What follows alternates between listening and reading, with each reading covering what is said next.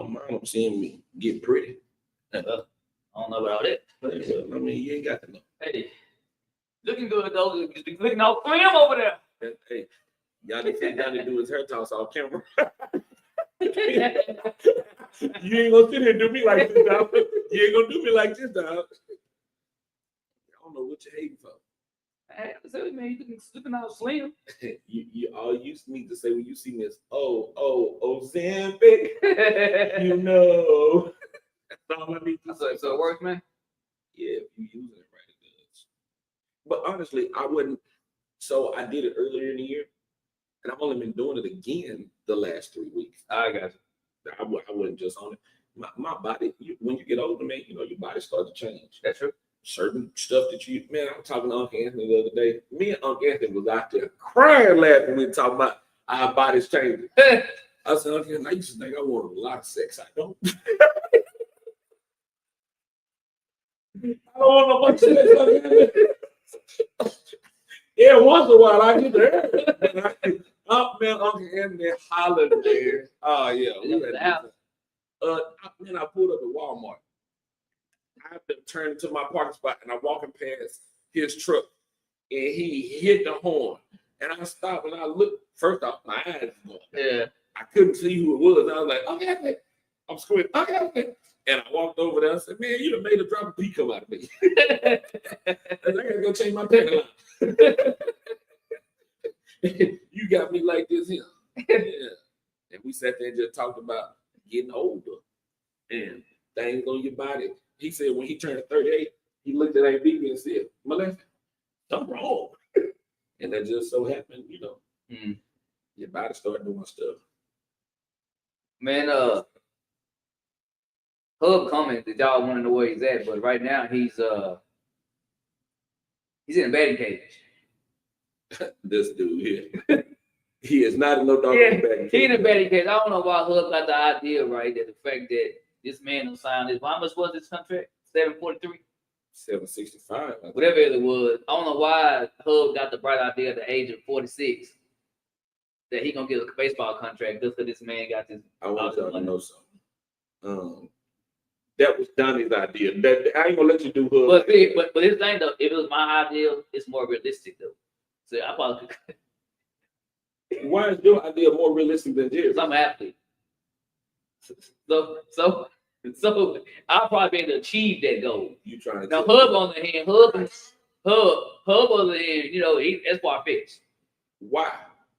Hub's not an athlete. Hub's not an athlete. Hub don't have anything else going on. Like so here's the thing. What? No, I'm about to take it somewhere. Yeah, you better. So you're gonna do Hub like so Hub had to struggle down the car. What that got to do with anything? He got a truck. He just get down. Yeah, but here's the thing: baseball, you can't do that. You gotta be able to swing your back. Hub's back is already locking up as it is. So how can somebody that's back is already locking up swing a baseball bat? But hey, I applaud him though. He in the cage. He's trying to get this money. I think you're the expert on locking up. Your hair's locked up nice. Very so much. You would know that his back would. Yeah. But I don't agree with you. Samson. 10 times the athlete. Samson. 10 times the athlete you ever could dream of being. Samson. Yeah, just so you know. Jerry's probably one of the 25 best running backs to ever come to the state market. We're talking about baseball though. He was an athlete. No, he's not. He's a football player. But hey, I applaud Hub. I want to be taking the baseball stuff. And there you go. Hey, take the baseball. You don't hit line on your Hub. He say fine. And I'm over here trying to take up for you. Hey, it's all good. We got don't you want to say money? I'll put that on baseball money. Yeah. But have we done the math? It's 15 years, right? X 13. Hey, 13? I didn't need to do no math. Nah, that's what I'm getting at. Like he getting somewhere between, because it's gonna fluctuate from 51 to 55. I think 55. That's what I'm getting at. That makes 60 a year. I know. That's what I told. That's what I'm saying. It just look good because it's, but yeah, man, like on the grand screen. Yeah. Boom. Huh? 51 million a year. I did. That makes 60. Like this ain't unprecedented, is what I'm saying. Yeah. It's like unprecedented. It ain't unprecedented. But you're gonna guarantee me 15 years of 51. Yeah, see, right? Yeah, he got that's guaranteed. So Dad got 4 years of 60 and he better. He's a billionaire. Well, they got 4 years guaranteed 240. Then not to mention he had the 160 Yeah. That's 400 million right there. Yeah. That's what I'm getting at. That's Like 8 years. that, you not to feel it. Yeah. That's 8 years. That's what I'm saying. He gonna need that more to catch up to this. I'm doing the math. That's gonna need 8 more years to catch up to Hey, this. More. and Dak finna cash out 400 million. You think so? I'm telling you, he did a 160, and now he's doing the 240. Oh, you mean total together? That's only 400. No. Okay, so let me ask you a question, right? So this is the new improved losing weight Derek King. I like the new. Like he all slim Right. Jim. Slim. Slim over here. So would he have a better chance on getting a baseball contract than you as right now? Or do you think you Right there. right now? You gonna argue that? I know you ain't. No. Just see, I've been over here defending Jerry long head. I'm done. So, All the back do lock up on so this. you have a better chance. What you telling me? I mean, I got a better chance than anybody in this room. It ain't No, that. no, it's Derek. Nah, man, look at your little hand. Flip out the little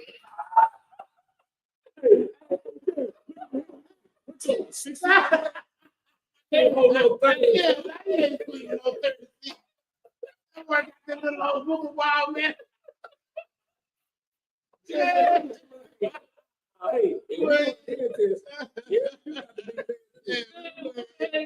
and your head, that might be the mine. My grip.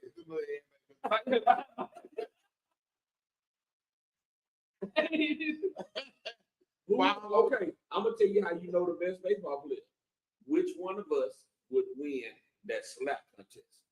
Because see, you using all the muscles to come up like you Well, would with a Since the fact y'all said muscles is obvious. Nah, man. You said He just said using all those muscles. Hey, Whatever 21 in here got between more our three of muscles us- than anyone. Hey, listen, between our three of us, you take a look at Jerry's hand. But hey, Jerry had they rough enough though. Hey, Man, I was born. you take a look They at got Jerry's them hand. soft hands. Hey, done. What gloves do you wear? Done it. You'll come across Jerry's face. And let me tell you what's gonna happen. That smile Jerry got on face is gonna be his eye. Dang, what the hell? Scary movie. Yeah, look. What's wrong? That little scary movie.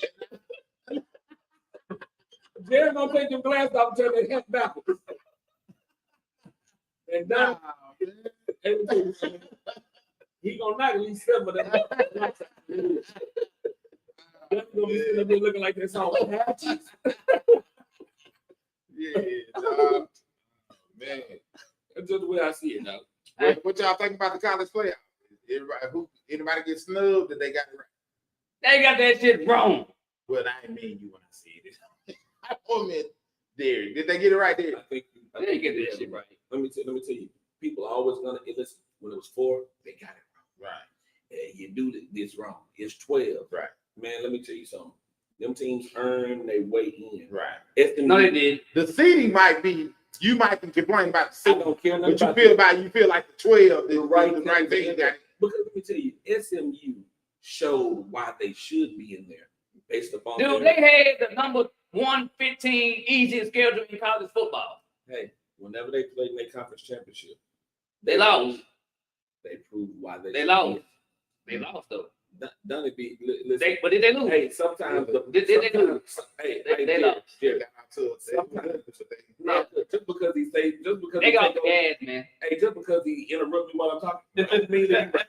And I'm gonna continue to say what I'm saying. Hey. Right? Because listen, when you fight that way in your conference championship, they may have had the 115 easiest schedule, but when That matters. when they played another playoff team, it went down to the final 2. They lost. It's how did you lose? Mhm. Sometimes if they would have got blown out, they shouldn't have been in there. If it was the old way with a computer, tally up like the old I know what BSC. you're talking about. They would have been in. Strength of schedule. Hey, Things. because guess They what? would How have you been lose just matters. because of the strength of schedule. They wouldn't have got in. How you No lose different. matters. No different when Auburn did. They should have been in the title game. Oh yeah, I feel you. They went undefeated. How you They lose were matters. undefeated. How you lose. But yeah, they didn't go matters. to the title game. They did not. Hey, how you lose matters. But I guess according to the strength of schedule, that's what What you wanted Miami to be higher or something?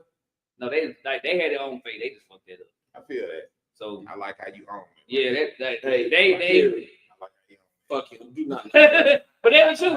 They're favorites in their own hand. They blew. Yeah, man. Up 21-0. And Like all you had to do was win that one game. that's it, man. Hey, they blew it, so it is what it is. Let me tell you something. You won't ever please all people. Right. He's one of them. Where you won't always please them. And whenever you have a team, see, sometimes you need teams. It's like the college basketball joint.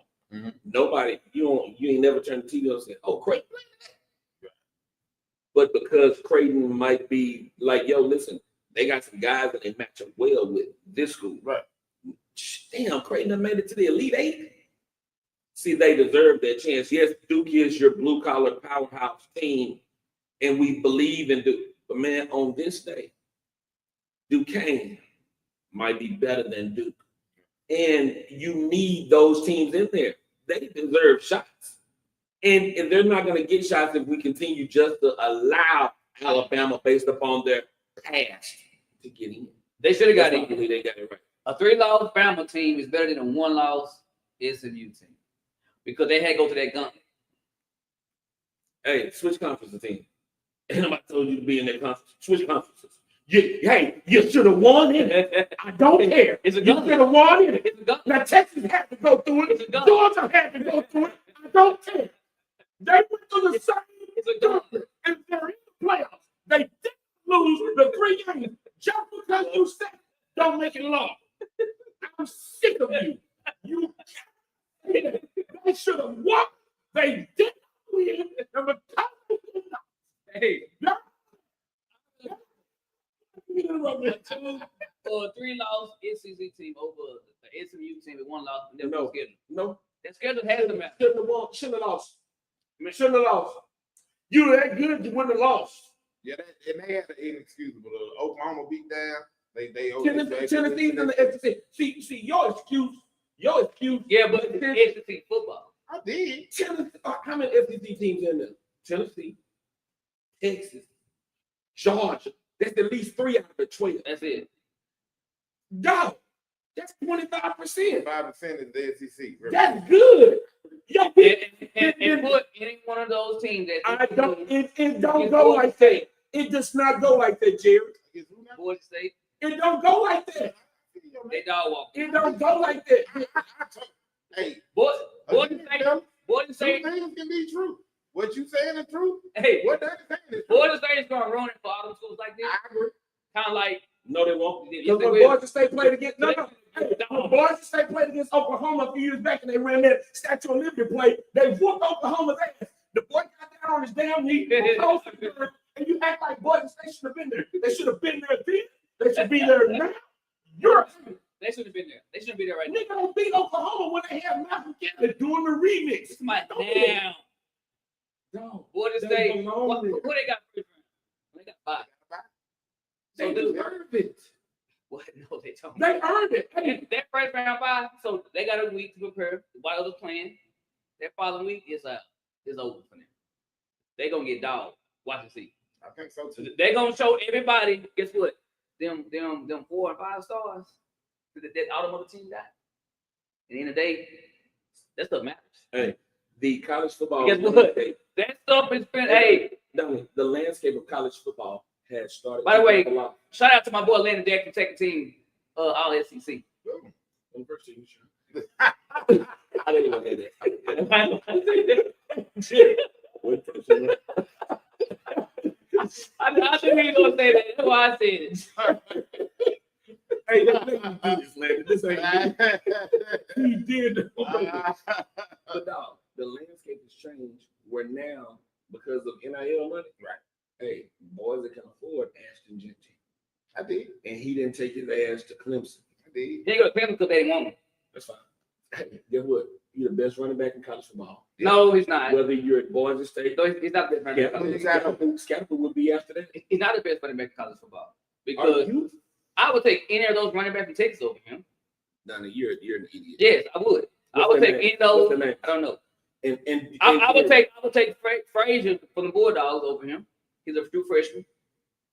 I would take him over him. You're acting like crap.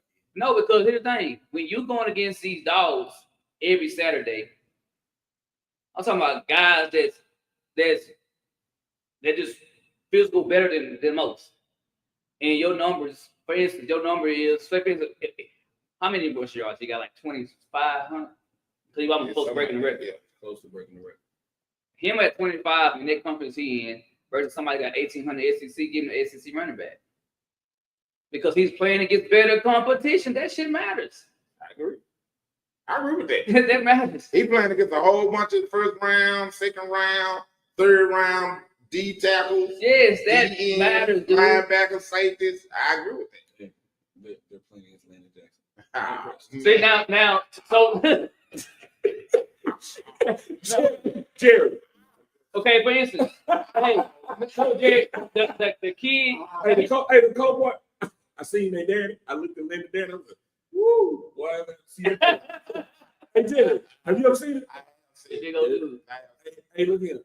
When he made Landon look little, I said, I want to take you. So, But I ain't scared of you. the guy that started running back for Detroit, Gibbs, that's his name. Yeah, Jamar Gibbs. So Gibbs was at Georgia Tech starting. Jameer Gibbs. He transferred about. Mhm. He proved the fact that he is that guy because guess what? He played better competition. Right. And still was a And he monster. still I got was a monster. A lot of you have a lot of people in college football. They get the grade, and the NFL no, I guess people that oversee the league and say the scouts, they say, well, check us out, you did good. But the competition you played, how about you transfer to one of these other schools and let us see how you measure up against What them? you say makes 0 sense. And The NFL people does this. hey, and what they say makes 0 sense. It And doesn't. I'm gonna show You know you. why? I can show you why. Because it there are makes 0 plenty of sense. times that happened, and that kid they was doing it at another like the whatever at the kid at Boise State, it disappeared. Competition is better. So you ain't that same all conference that you was over here. Now it's dozens of other people now got better numbers than you. That's why the NFL execs tell those guys, hey, how about you transfer? I'm not saying he can't do it because I think he's good. I don't think he's great. Hey, he say certain shit to get to me, and you have to know this. Hey, cause Jared, he don't even believe this shit. Hey, I don't think You he's gotta great. know. I think he's good. I don't think he's great. I do. Because here's the thing, and if he do break the record, right? I don't agree with him breaking the record. Now why? Because Barry Sanders did in 11 games. You give Barry Sanders those extra games, it'll never grow. Like he played 11 games, and you still not there. Still chasing. He's still chasing it. I feel that. I feel you on that. That matters, man. It does me too. That's no different than the NFL record when the guy, the receiver from the Rams not long ago, was gonna break that. Cooper Kupp. Yes. Mm-hmm. I don't think people should give them those records if those guys that got the record did it in less games. I got you. Yeah, you going off a season, but now they play 17 regular season versus the Yeah, 16. and now they're talking about next year going to 18. Mhm. Like those extra games, you're gonna tally up more yards. Right, I agree with that. So to me, what he's doing is impressive, but not impressive. Because if you get the record, I'm not impressed because Right, the guy that did it did less amount of games I feel that. against better competition. Mm. When they was gonna run heavy, everything. Yeah. So everybody knew he was gonna have to run the ball. Right, I got you. Just saying. Don't mean he ain't great. No, he's good, but he's not great. He want me to jump on it. Hey. I'm being cool right now. He want me to jump. Hey, the running back for Tennessee got 1,600 yards. Or 17. Guess what? Action Genty is being. Give me that guy. Hey, listen. Action Genty is being looked at. First round backs, right? Mhm. He's being looked at as the best back in college football. He's not. See how I got quiet at this motherfucker talk shit. You got to know this sucker, man. Now, Mhm. let me explain to you why Dunny is wrong. Go It's a ahead. great argument, but he's wrong. When you take athletes who perform well at lower schools, they can do the same thing at bigger schools. One, now they have a better line in front of them. They have better coaching. So he would not get progressively worse. He would get better. Because you take him from Boise State if you don't believe that they have since they ain't premier, neither is his line. Fact that So I now that he's got a better line, his vision is still the same. His work ethic is still the same. Maybe his strength gets a lot better because they got a better strength and conditioning program. So he doesn't get progressively worse. He gets better. He's already good right there. Now you take a kid like Shedeur Sanders, and I'm going to run through a few kids to show you that you're wrong. You take Shedeur Sanders. His numbers at Jackson State are the same as they were at Colorado. He did not just jump up and get better. His quarterback is different. His numbers, Jerry, were the exact same. He didn't just go down there to Jackson State and throw for 85 touchdowns and then come up to Colorado and throw for 32. Nope. He was 42, 43, 43, 47. Interceptions at Jackson State because, see, they got worse defensive backs over there than they do. He has 7 interceptions, Jackson State, 6 interceptions, Jackson State. He got to Colorado, 6 interceptions, where they got better defensive backs, 7 interceptions, where they got better defensive backs. The kid didn't get, now, you take a kid like Randy Moss, who was all world. He went to the Florida State. He took his ass over there to Marshall. Since the NFL get shit right, this motherfucker was a can't miss prospect. He got in trouble though. So say he didn't leave for a second because he wanted. Right. Yeah, he got in trouble. So So he would have tore the ACC or whatever that was in that time. Would you shut the Hey Jerry, when he took his ass over there to look at Jerry, he torched them. He's a Heisman Trophy finalist, just like Ashton Jeanty will be. The talent is the talent no matter where you're at.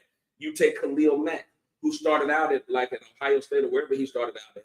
He went to Buffalo. He got drafted at Buffalo. He didn't go to, wait a minute, stop. He didn't go to Buffalo and have 283 tackles in his senior year. That's the same amount of tackles he probably would have had over there.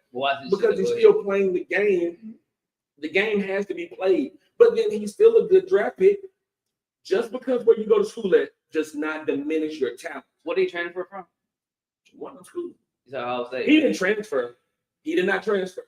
He didn't. It wasn't like, yo, who chooses Buffalo? Khalil Mack. A lot of kids. Nah, he went down. He went down there. You take Chad Johnson. So he transferred to Buffalo. He didn't go to Buffalo. You take Chad Johnson and Steve Smith. They couldn't even get in the regular college. Yeah, they was stupid, but they couldn't get there. Then they had to go to a college like Oregon, or at least Chad Johnson did.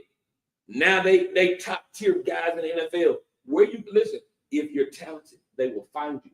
Ashton Jeanty has that. You're not going to say because he's not at Georgia and he ain't in the SEC. The SEC is the best conference of football. It's starting to level out. Just because the guy went somewhere else doesn't mean he's not great in his own right. You cannot diminish their greatness because of where they're at. He ain't great, he's good. Prime example, the Hub. He better than Landon Jackson. Stupid. Somebody considered well at the time before they lost to Georgia, right? Some people had Texas is top 3 program in the country. Mm-hmm. Texas got the defensive end, came from UT San Antonio. Now, the UT San Antonio, the American Conference is saying it's equal to the Board of State play. Mm-hmm. Now, he motherfucker had like almost 16 sacks. Now he's been ACC ball with those offensive tackles ain't quite. Guess what he had is 4. So you went from double digits, almost 20 sacks. You play better competition, because it matters. It does. You take Marcus Burks, who was in the SEC with Texas A&M. He takes his ass on up there to Indiana, who, by the way, is in the college football playoffs. Shut your ass up. Hey, but he's saying you can't say, because you know I'm close to that kid. I don't care. And guess what? I don't care.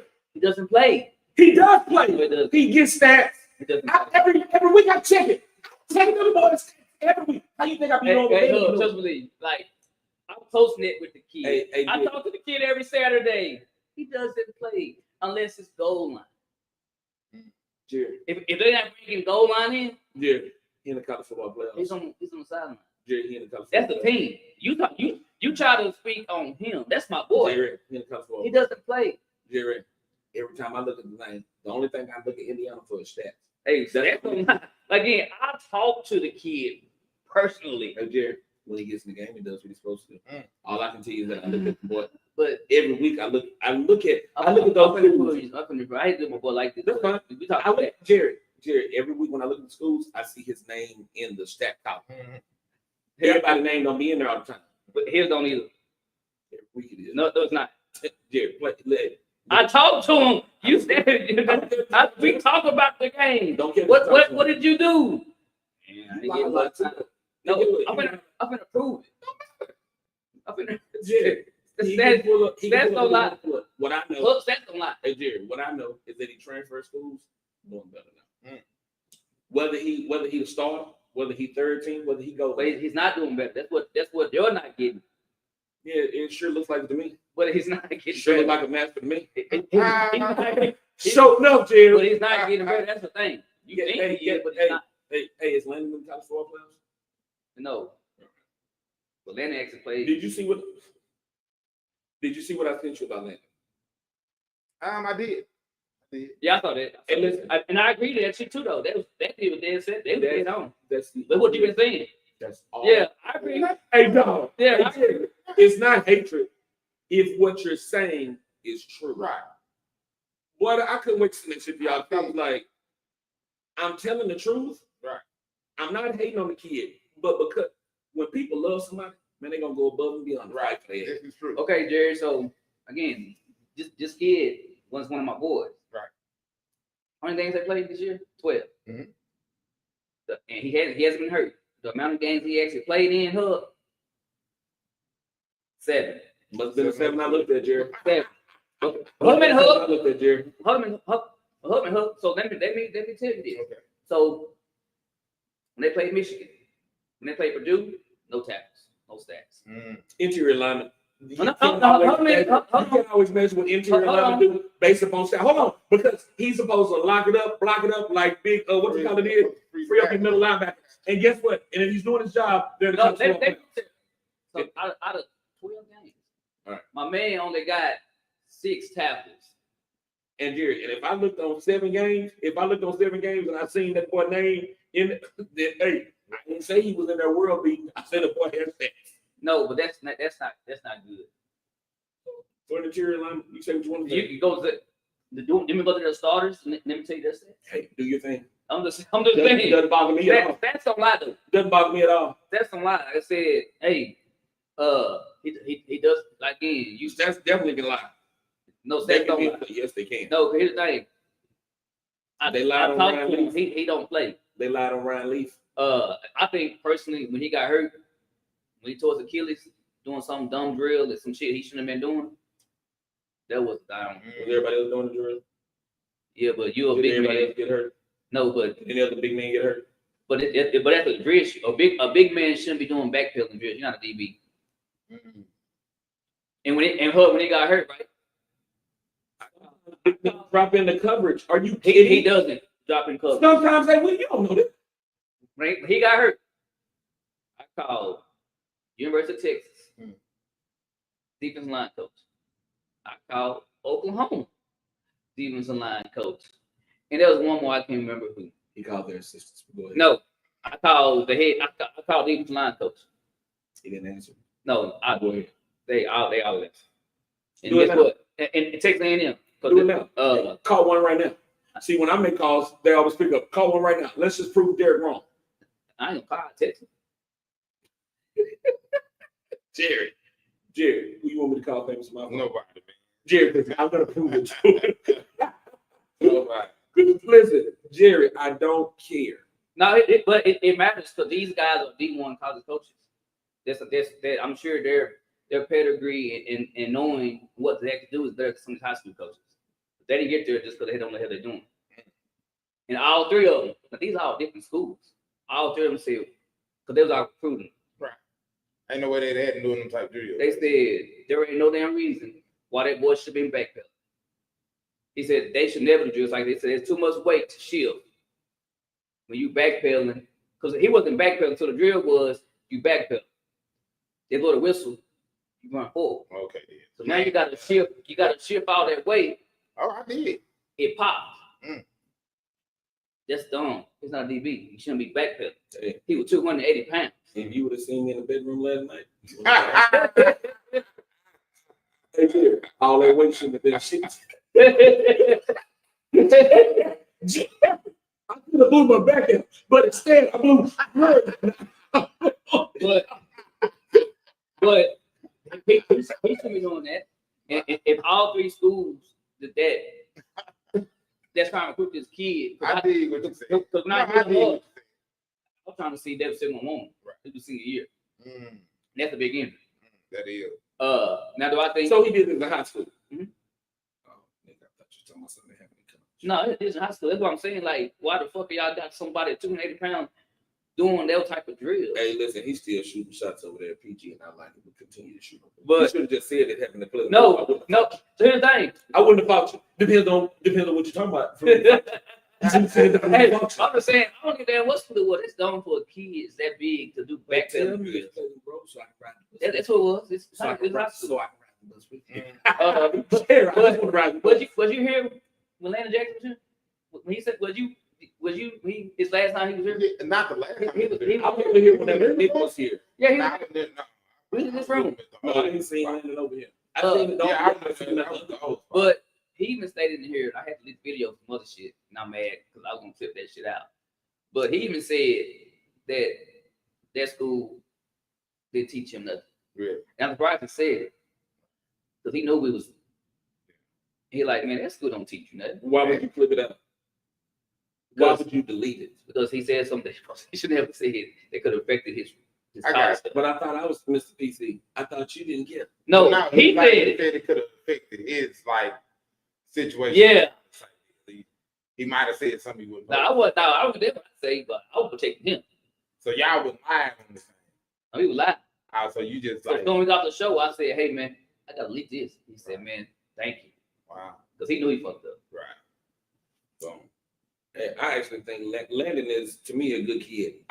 The dog that I see in his little brother is really what I wish I could see in Landon. Boy, they ain't nothing alike. I know You're the that. first person that ever said that. Landon's way better than his brother. If Landon's at Arkansas, his brother's going to Texas. Landon went to LSU. They left. Yeah, because the head coach there, and he didn't fit him and Killer in jail. He's at Arkansas.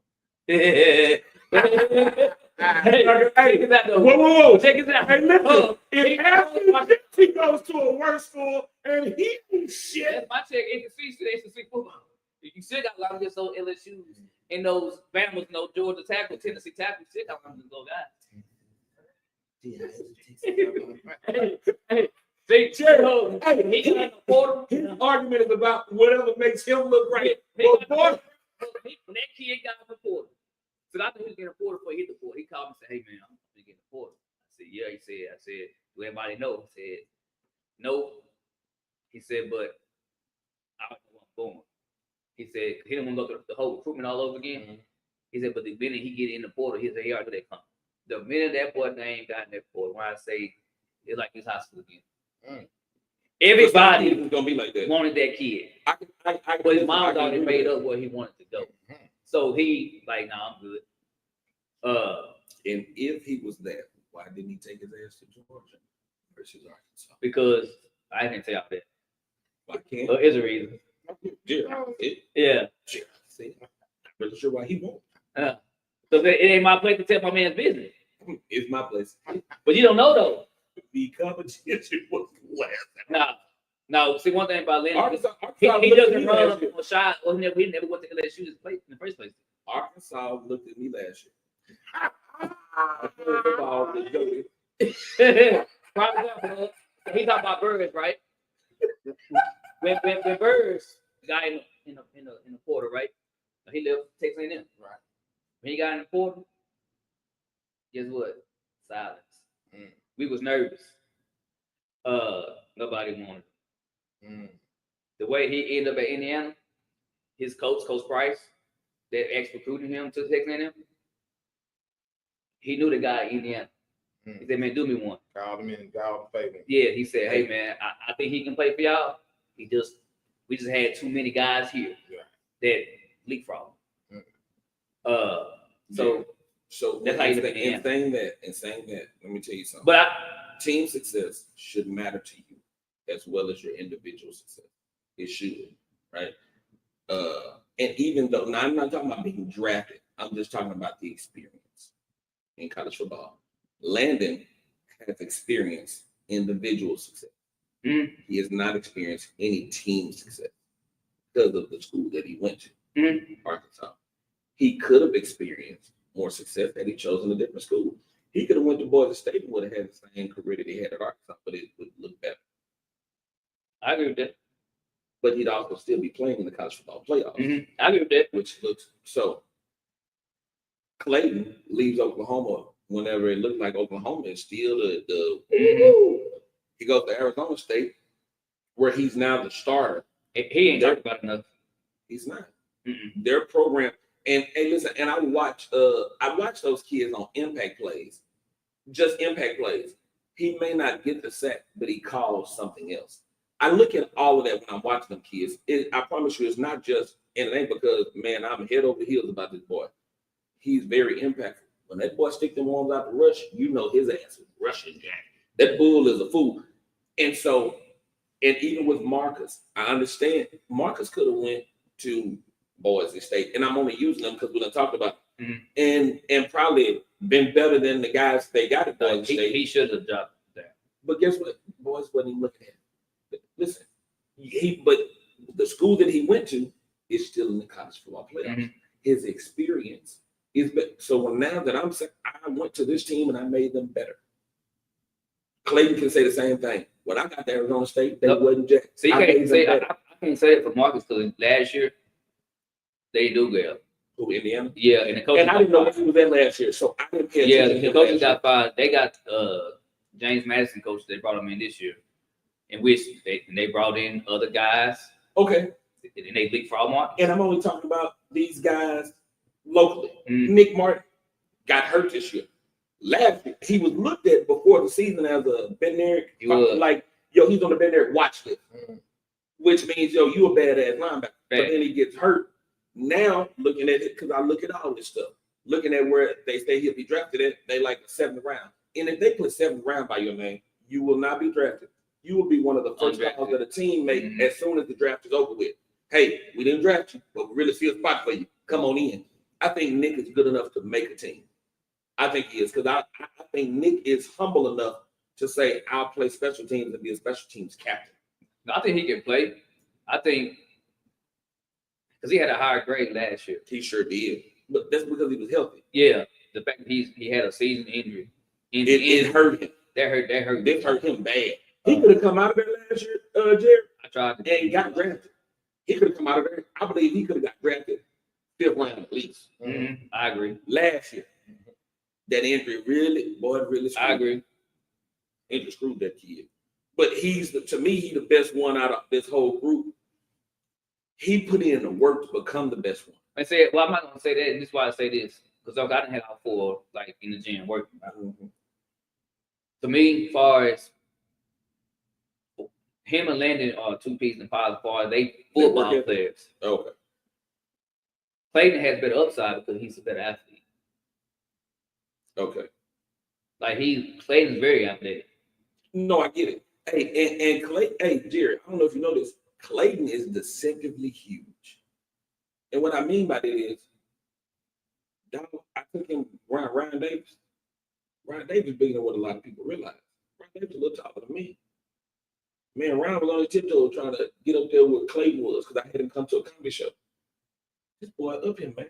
He legit 6'4", 6'5", legit. I say at least 6'5". Yeah. He feels bigger than that. Arms long as I'll get out there. And he used that shit. What I mean is, out of all those guys, I'm not really sure the type of athlete Nick Martin is. I'm not sure of it. He's athletic, but he's a football player. He's a football player. Right. That's what I'm going to get at. I think out of those guys, he has maximized. I think he worked himself into being what those guys are naturally. I think Landon is just naturally, his size, he looked better than Nick turned into like James Harrison. That's what he turned himself into because they didn't like James. Well, you can't say, but you're a potential Hall of Famer, which then goes towards my shit anyway because you can't measure that motherfucking thing. That's true. So somebody like him at Kent State and goes, his ass got cut several times by them Steelers. They didn't know what they was cutting. So I love Clayton the most I believe Nick, without injury, would have been the best pro. That's just me. Just watching that boy out of all of them. I think Landon gonna get the best shot. Oh, my bad. Mhm. Dog, look here. That's fair. The stuff I'm saying, it's not, and a lot of people take the things I say as hatred. Nah, I mean, Shit, listen, man. I agree with you. I think Landon will get the better The shot. best shot. They gonna look at Landon and go, no, that's a football player. People do He looked that the shit. part. Yeah. Hell yeah, you look the part. And sometimes, like even in high school, when these kids getting these these college coaches coming down, they looking at bodies like, damn, Mhm. this motherfucker's big, not knowing he ain't no good. Right. But yeah, this dude that's 3 inches shorter Right. and But 50 pounds lighter is way better. Right. Coaches don't want to coach what they don't have to coach all the time. See, you can't coach speed and you can't coach size necessarily. You can show them what to do with something, you know what I mean? But like, yo, that come natural. Mm. They want it as easy as they can get it. A lot of coaches do, which is what I don't like about coaching. That's what I hated about the way the coach treated your son. They didn't want to coach his ass. But I've been this way. I ain't changing. Dog, that boy could play because Donnie, man, Donnie was so hard on them kids. I didn't call CPS sometimes. Hey, the way he was coaching them kids, I didn't know my son had muscular dystrophy. I was like, hey, get out of there. Get out of there, son. Something wrong with this nigga. But that's just my belief on them kids. Matter of fact, like the whole size thing. So take us out. They got 2 guys on the line, and both is being recruited by D1 schools. Mhm. But they're not the best. I know what you mean. linemen. They ain't the best lineman over there. No. They look the part. They look the part. But the Hey, other man. motherfucker who ain't getting no attention Mhm. Hey, is a straight dog. so I think we Matter can of fact, say, he was offensive lineman of the year for their district. That tell you enough right there. right? We can say the same thing about the MVP over there at Pleasant Grove. The defensive MVP. I agree. Well, defense MVP, Rochelle got it. That's what I'm saying. Rochelle don't look like he's not as sizable as a lot of other guys. True, I agree, but he a goddamn animal though. Right. Jerry, and they wrong for how they treat the boy. Right. Listen, his daddy was strong. Goddamn Foxx. You don't know that Ken Rochelle? What's his name? Ken. He was running back over there at Pleasant Grove whenever you was in school. Ken probably Trey Rochelle? No. No, Trey Rochelle went to TI. no. No. Hey, no. Ken probably about 44.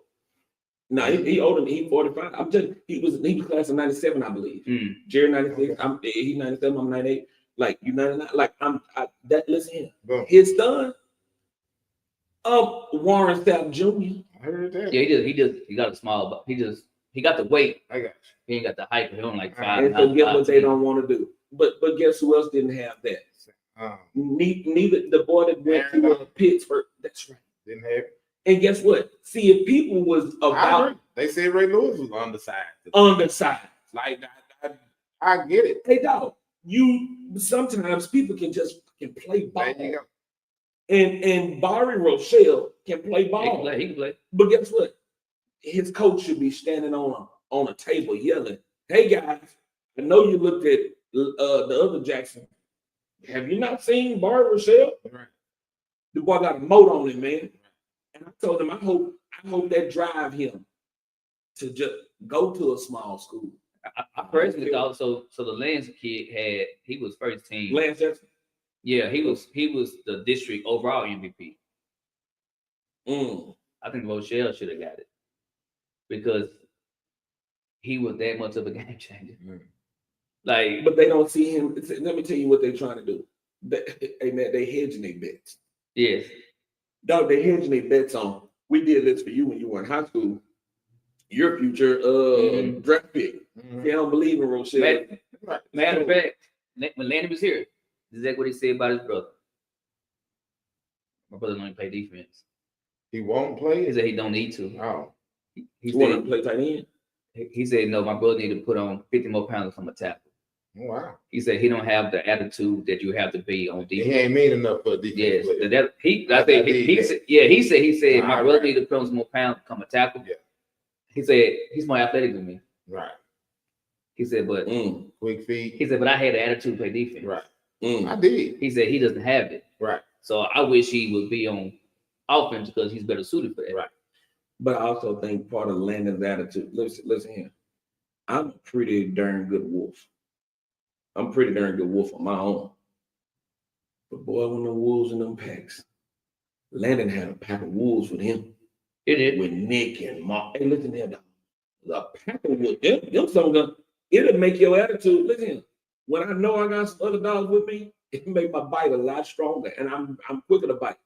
Maybe his brother don't have the same pack of wolves he had. No, he had. Lance had the same pack of wolves. Lance had another D1 kid. What's that, Lance? Yeah, Lance. Okay. He had Victor Shaw at a D1 school. That's what you call it. Yeah, That's what I'm talking about. Yeah, the big boy nephew. Yeah, That's what I'm talking about. He played with him. He was an animal. He played with Drake. As an offensive line. No, as a D lineman. D lineman. Okay. See, I quit going over there once I realized like how they work. Yeah, they all played together, and even though Victor, which I think they fucked him. They fucked him. Well, they didn't like. From even talking like bad about him to other schools, like colleges. Coaches that do that, man, I wish somebody pissed in their cereal. SMU. So when Marcus was leaving Texas A&M, SMU, named Coach Thibodeau, he was at OU. When Riley left, Venable brought his own guys in, so he was out of the job. So he ended up at SMU. He called me. He knew Marcus was leaving, got in the portal. He said, "Hey, man, can you talk to your boy, fill him out, and say, hey, man, I want him?" Like, cool, I'll reach out to him. Marcus wanted to go play in another big conference, similar to the SEC, which I personally thought he should have. That's why he chose him? Yeah. Well, he chose him. Well, so he could have went to Baylor. But Baylor told him, "You come here, you ain't playing defense. We'll make you a tackle." But he was so gun-ho on playing defensive line, nobody wanted him for that. So Indiana was his last resort. I got you. Anyhow, he asked for Marcus. I said, well, speaking of that, I said, why ain't y'all recruiting my other boy? And he was like, who? I said, my boy Victor Shaw. He said, I said, I don't like how you say that. He said, man, I know who he is. I said, well, what's the story on this kid? I said, let me guess. You heard some bad things about him. And I got a relationship with this guy. He said, man, yeah. I said, here's the thing, man. Don't understand they the coach, but don't take what they saying as this is the Bible. I said, they want to change him, mold him to the black boy that they want him to be. And he want them black boys to allow you to change him to what y'all want him to be. He gonna be himself. Right. He said, man, I knew it was something. So if they did that to that coach, all the other offers that he had, because he has big offers, they did to all other coaches. You know how the game goes. Yes. Yeah. You know how the game goes. That type of stuff disappoints me because you have literally affected somebody's life based upon your personal insecurities. Because when these are kids, man, that we trying to help them become the best humans that they can be, and you stunt their growth because you didn't like. No, you out of bounds. So matter of fact, so this is how they did him right his senior year. And Muff was good. Like he was good. Yeah. This is how they did him though.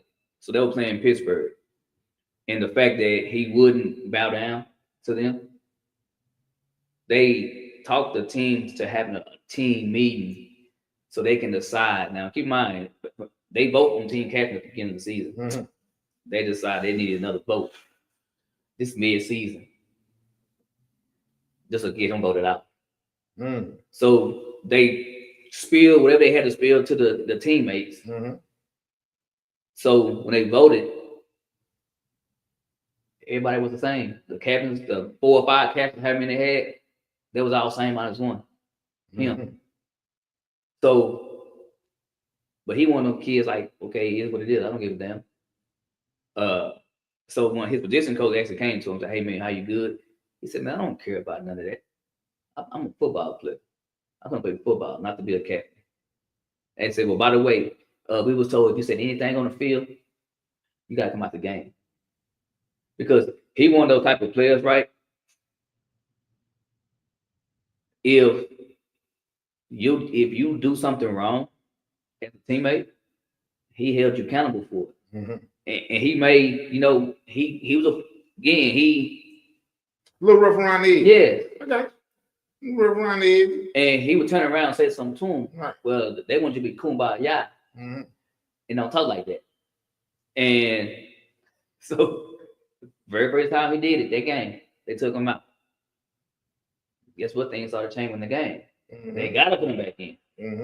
They put him back in. Guess what? He gonna be him. He did it again. They turned it was a turnover on downs. They on the sideline. The coach came to him. I told you. He said, "What you gonna do? Not play me? No. You need me." These players don't realize they're more needed. They hold our weight because the coaching is good as the players on the field. Agree there. So therefore, if your main kid, the best player on your team, you need him. Not for all situations. And that's the scary part about it because you're going to play some tough games where you're going to need him. And you have to swallow it. But now you're still affecting scouts because, again, we're going back to the stats. They're like, man, this D lineman here, he's disappearing game. When you really ain't disappearing the game, you ain't in the game. Yeah, you know what I'm saying? Like, well, in this game here, he had, 3 solos for losses in the backfield and da-da-da-da. He had a hand sack, da-da-da.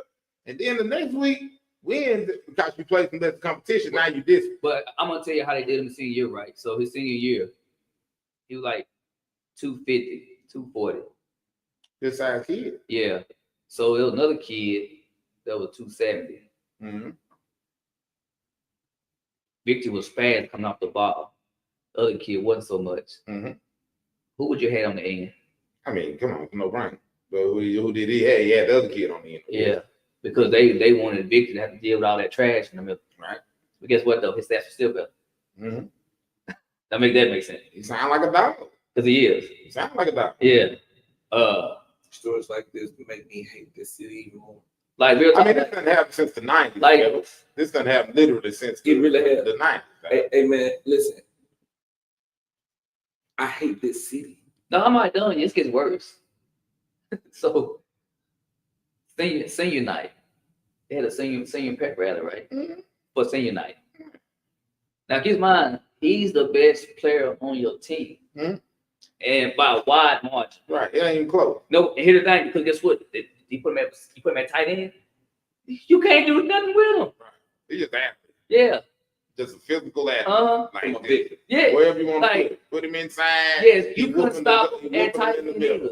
Put him on the outside. He's going by Yes. like just Like, he wherever my you boy put him, was he that, back. he was I that get it. good. Right.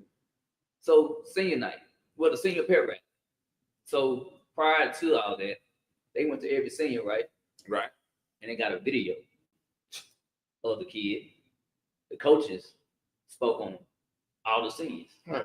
So when they showed the video at the senior pep rally, the video ended. Guess what? On the video, 50 Shaw. They forgot about it. How you forget about the best player on your team?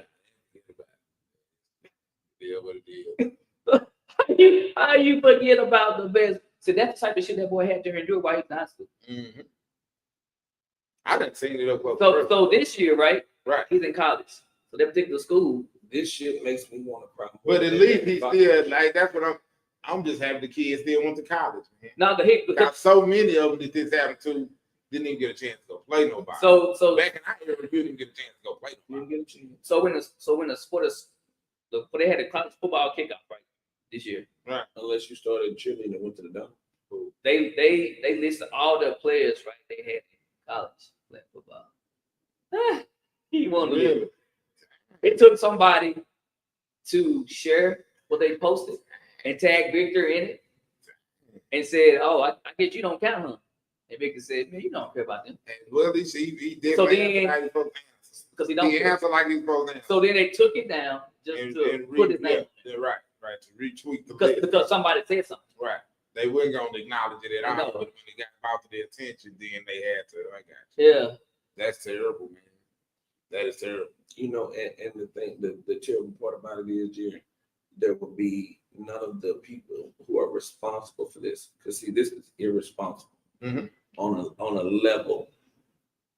It's damn near unforgivably irresponsible. Experiences count for something. Your senior year, man, you're supposed to be celebrated. Right. You're supposed to at least be appreciated. And a coach should have enough in him to say, man, you know what? There's a right thing to do. Now, I may not like it all the time, but there's a right thing to do. Mhm. And the right thing is to interview him or to have him on a video, just like we did at all the other seniors. Right. You didn't forget about it. It was deliberate. No. When things are deliberate like that, and it's egregious, when things are like that, the coach should be held accountable. There should be some sort of reprimand towards him because you would do that to the player. We have allowed people in this city to get away with racially charged biases that affect someone's life, and it goes unpunished. And this shit is racially charged, Mhm. and it should be punished. I am not saying that the CEO of that place should have been gunned down. Somebody put it in their own hands. I ain't putting that same aspersion off on what should happen over there.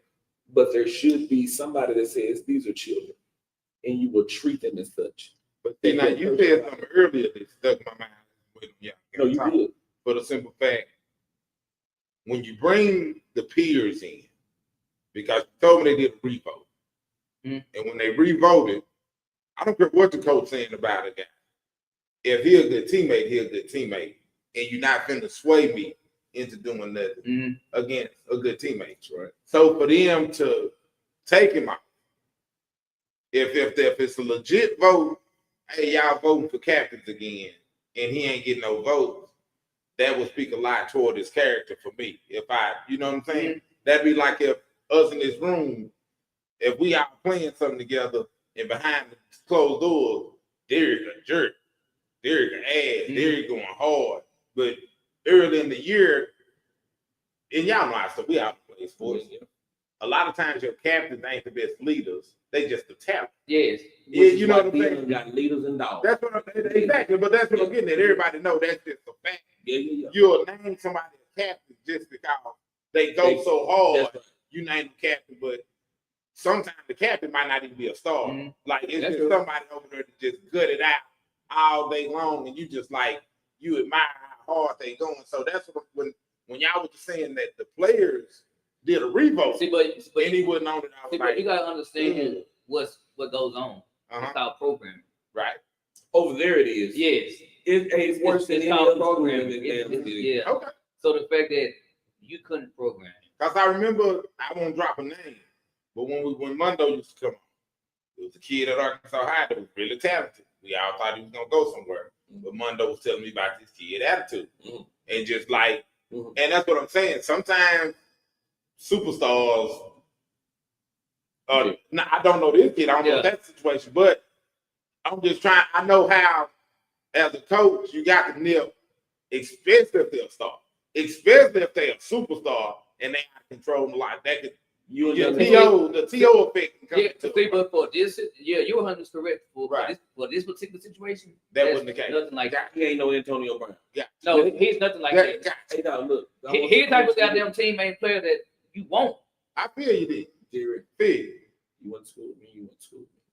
Was I ever a bag? I don't think so at all. I mean, when I think that, that's what I'm saying. Not even close. No, is what I'm saying. Coach kicks me off of the football team. Yeah, we definitely was in a era of sports where they want to choose. You had to look a certain way, act a certain. If you look like us, they want you to know individual. Like it would no. I've never been one to sit here and bow. Right. I don't bow. I ain't bow, and you're not gonna make me bow. I feel that. And these coaches, they hope, man, listen here. They screwed up my senior year. If I done played ball from 8th grade with my guys, right, all the way up to you get to be a senior and the coach say, you can't play for me. Boy, I ain't never been suspended from school. Right. I ain't never had after school detention. Right. Hey man, they got too much. They do. And not that, they just view us as we're in the South. At the end of the day, we're in the South and we have to deal with things that come with being in the South. Like Victor. Straight A student. That's what I'm getting at, bro. Straight A student. Yeah. Y'all, I was borderline square in school, correct? Yeah. I mean, like, So yo, you almost came to me one time and asked me, do I smoke? In my face, that's how I said, do I smoke? And he could tell from my reaction. He could tell by my face that I was offended. I wouldn't know that you just don't seem like your endurance is where we thought it should be. And I'm thinking, do I smoke? Where would that even come from? Like, you know, so that's what I'm getting at, bro. That's what I'm saying, man. Do I smoke? Like, it seems like your endurance, man. Do I smoke? Like, no, I don't smoke. Look how I live. I live green, but see the white. Like, do I smoke? No, I don't smoke. I can get a cold gas commercial.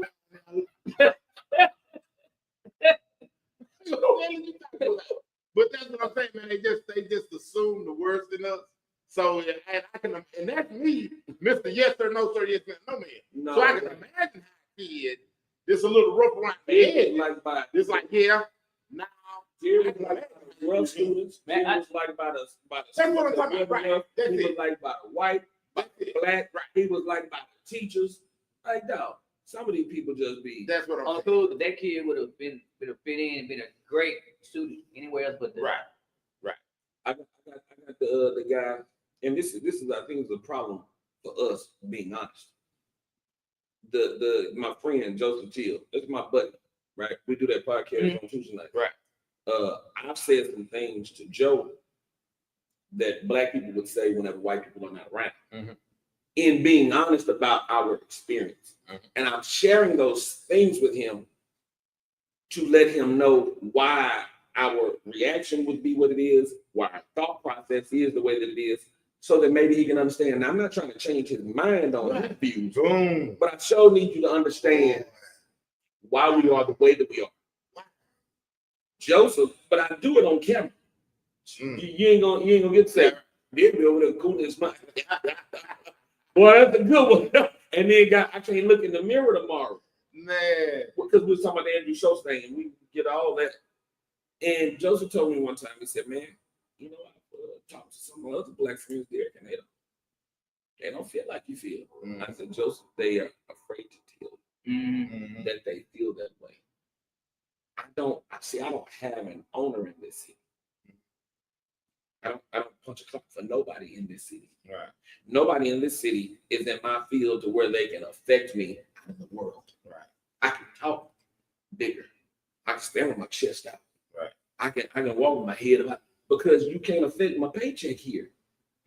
So many people here are afraid of making the wrong step. Oh, no, that because of the undertone of what would happen to you if I did that. Because for that kid to be like he is, he shouldn't be afraid to be himself because of what would happen from a coach. Should never be afraid to see coaches. They want, man, wild horses make great horses, but they're wild. It's a rerun, man. We can all recall when Cam got drafted, the owner of the team asked him, do you have any tattoos? Like what they got to do with me playing football? What they got to do with my ability to play football? I can throw a bang if I got a tattoo. I can throw a bang. And he didn't have none, but then you tell him, well, don't get it. That's what I'm saying, man. We not allowed to be individuals. I ain't gonna lie. They want us a certain way. We're not allowed to be individuals, dog. I look at people that come out to our job that hold high position. You know, real world is small. So these people are coming from I'm talking big whole things in the yeah. They can be individuals. They can express themselves. They don't validate their work ethic or their knowledge on their appearance. Us is different. We got to have that knowledge when And it's got to be in a certain package. when this new episode comes out. I can't believe they let you wear your hair like that. For real, you must probably let your hair short. It was like this when he started. Yeah. That's what I'm getting at. 'Cause if you went there now, with all the years experience, if you transferred, it'd probably be a problem if you went there It would be. with your hair looking like that. Like, They would want you looking. you know what? And I that can't third say way. that because it's only one of me. That's hard, man. They had to allow. That's what I'm saying, though, man. And that's part of what we're getting at. What I explained to them, and I hope that when this episode comes out, I put it. I think the examples that we give are based upon trying to get everybody to see it from a perspective. Like when we always talk about politics, we always bring up Trump, right? Right. It's only because we can all see it, and I know it's something that you can identify with, and I'm trying to get you to see a bigger point. When you take Trump, if you looked at his resume, you wouldn't hire this motherfucker. Watch it. You would look at, you take his face off of there, Right. take his name off of there, and you laid his resume down. Elements. Who's this nigga? Right. What it would be? They abolish it. You would look at what Kamala, who she was, what she's accomplished. Attorney, state, bring it. Right. It wouldn't even be a question. Right. But because listen, I went to an HBCU, historically black college and university. I'm proud of my Prairie View Panthers. We will never be in the college football playoffs. But I'm proud of what they made me. Nobody on that campus that I ever encountered told me that you better than white folks. Nobody on that campus ever told me you need to act like you're better than. What they told me is you got to work twice as hard to be just as good. That's what they told me. They're not lying. They get away with shit that we could never get away with for the sake of their skin. We shouldn't have to live like that. We shouldn't have to tone it down because our skin has made us weaponized. We shouldn't have to. Victor shouldn't have to do that in order to keep his captain status. I agree. This type of shit. But we got to be able to say these types of things to people so that they can hopefully change that one day. But if we continue to be silent or we get emotional behind our explanation, always look at. See, I don't get emotional with my partner Joe. Man, I seen Joe at the barbershop. He was like, Joe! And when we in there, I talk to Joe just the same way I talk to y'all. Right. I ain't nothing get mad at you. Me and Donnie gonna argue every week. Right. We gonna ain't anybody gonna get mad at him, man. You know, and I don't agree with a lot of shit he say, but I do Joe the same way. But you're gonna have to start being honest. And then hit the other part. White people gonna need to start being honest with their damn self. Oh no, that's funny you said that. Man, it's a weird cat I used to work with. He ain't out there anymore.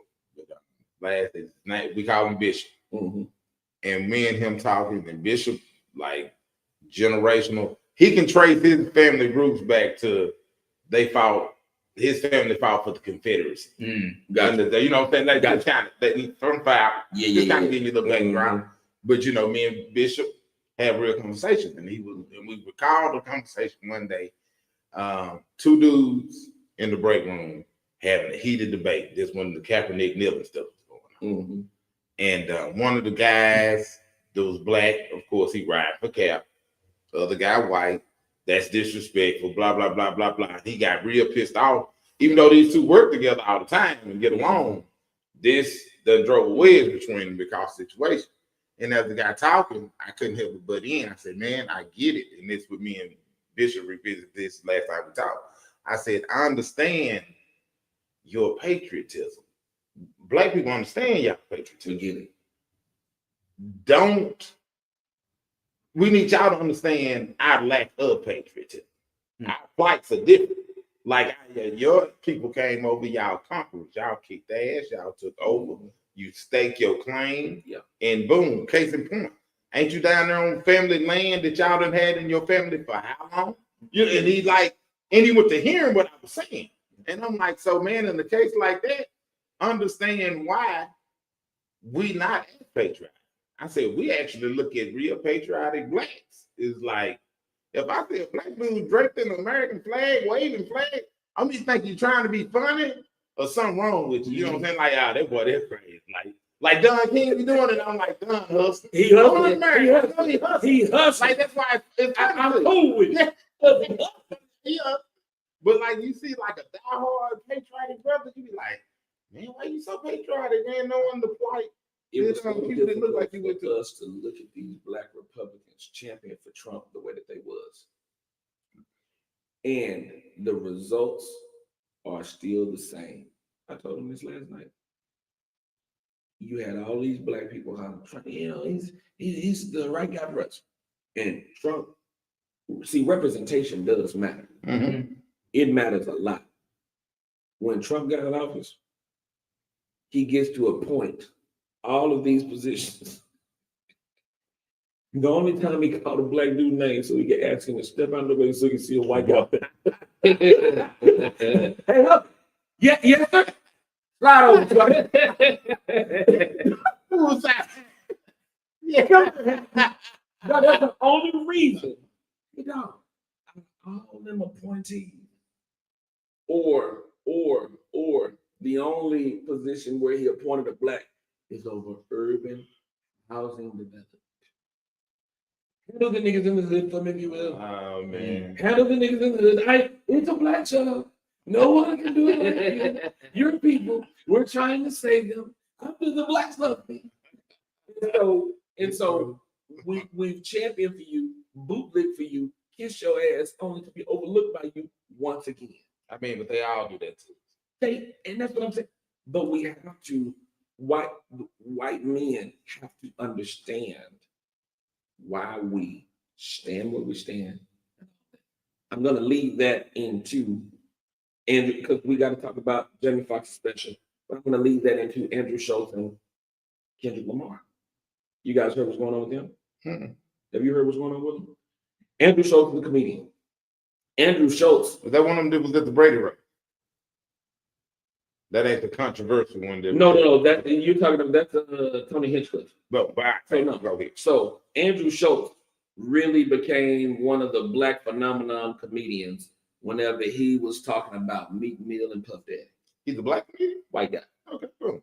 But he became a phenomenon. What are you talking about?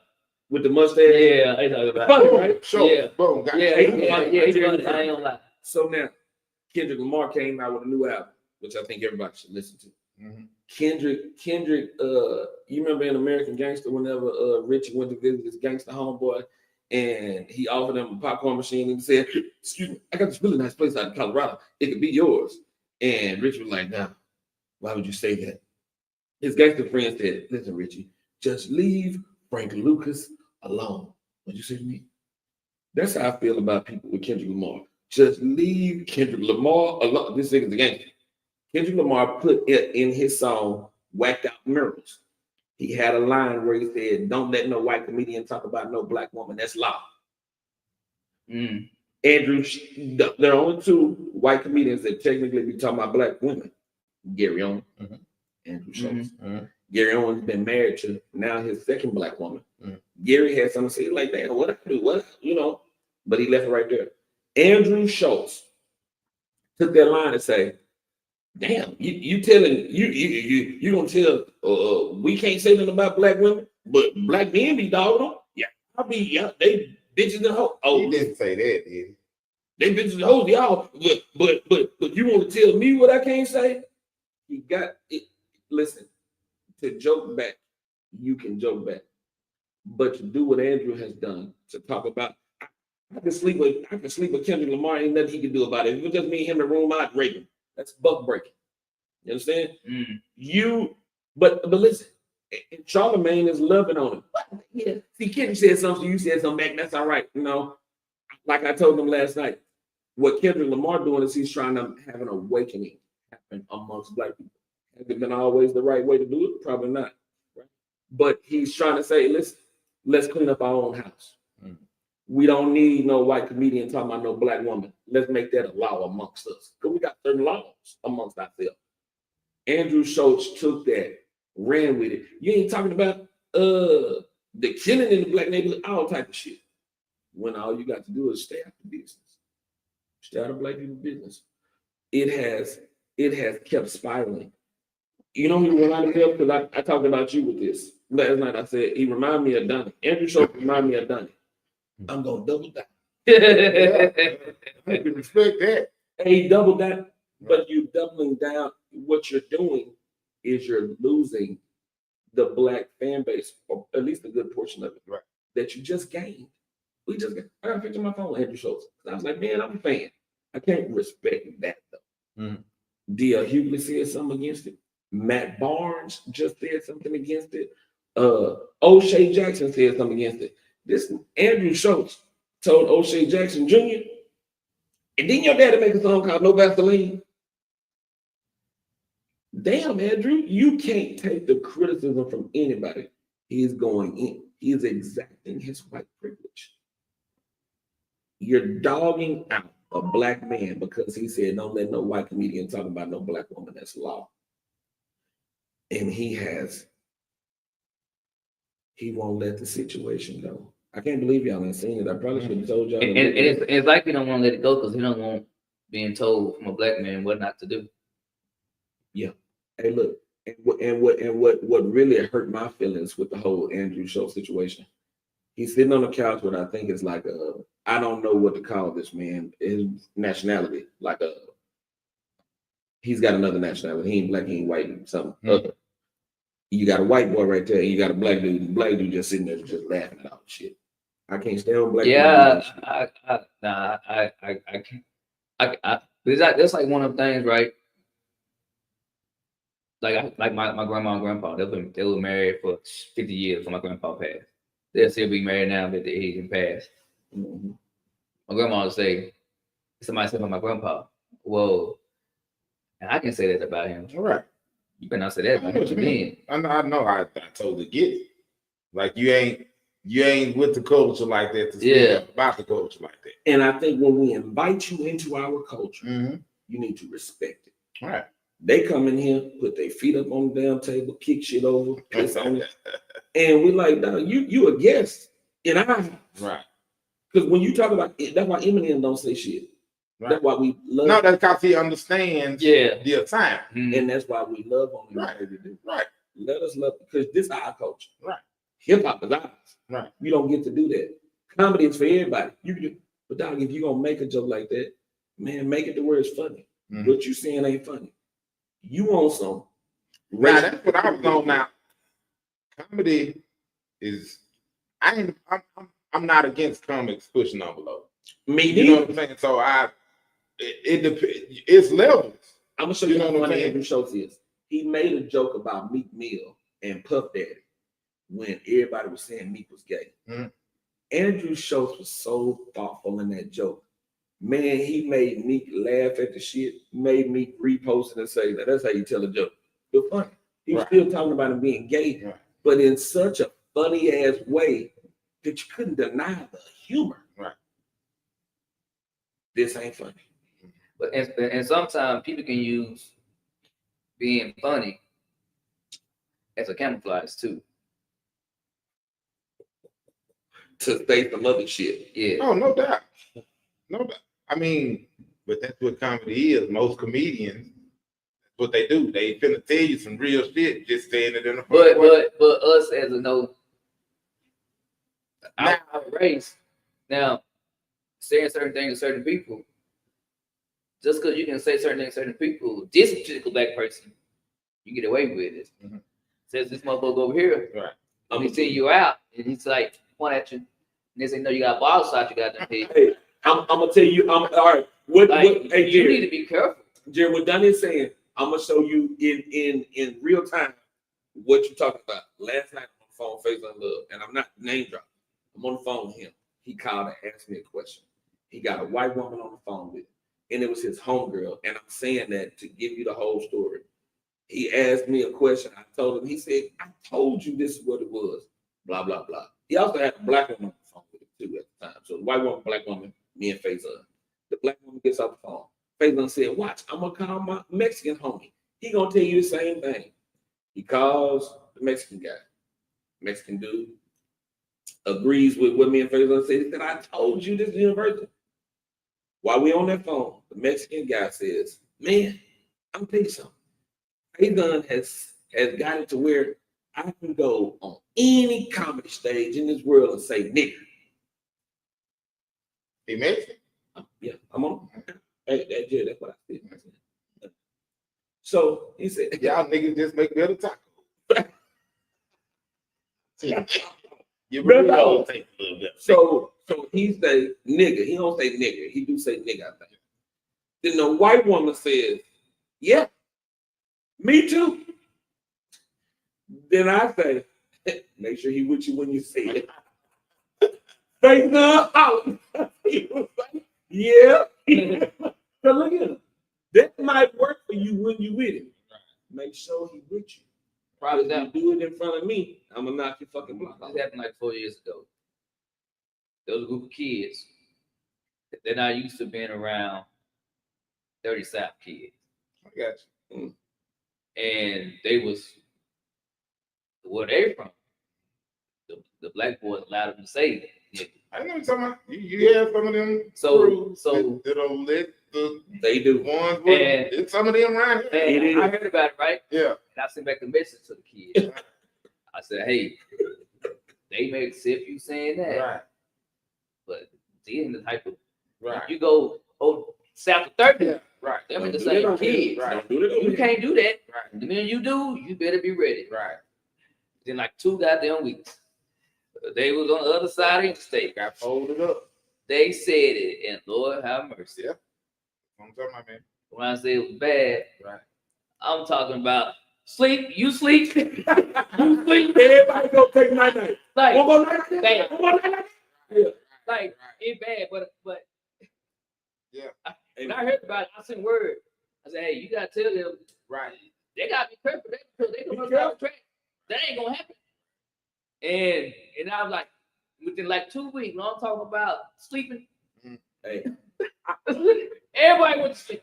I never tell you how respectful I am towards other races. Like I don't say racial epithets towards others.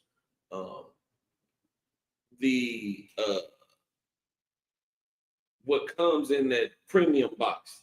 What premium? What you put it in? Yeah. I don't even say that word. I don't need. You know what I mean? I know what you mean. Now, and I'm saying that to say this. And I've been with them when they said they mean to cut you out. Yeah. And I say, them your words, not mine. Not mine. Like I was like, I don't even want you. Yeah. Because I don't want you to seem like you're trying to. Yeah. Seem like you're trying to warm me up.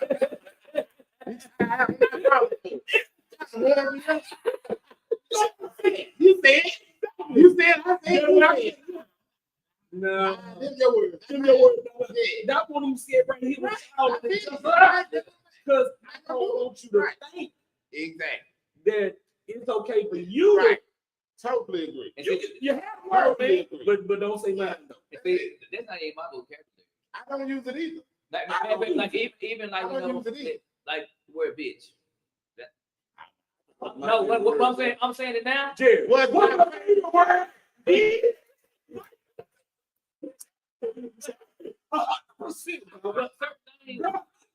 You got in my vocabulary. That's one of the words. Oh man, I got you. That was good, right? What's my favorite word? My favorite word. Oh my God. Why you gotta say it like that? I can't help it. I use it as an adjective, adverb. I say other 13 cuss words, but that's something that's I love that word. And I don't even mean, listen, I was talking to Tamika Grady a little earlier today. Man, and listen, I wasn't even trying. Listen, Tamika, my friend. I said, bitch, let me tell you something. But it wasn't on some. When I said it, I was like, hope she don't think I'm talking about it. Because I wasn't doing it. I always say it out of man. I don't say it jokingly. But I'm saying that I'm enraged. I just think that if you coming into our culture, respect it. Right. So Respect the culture. Now, and I'm gonna jump to this Jamie Foxx situation. We talked about this earlier.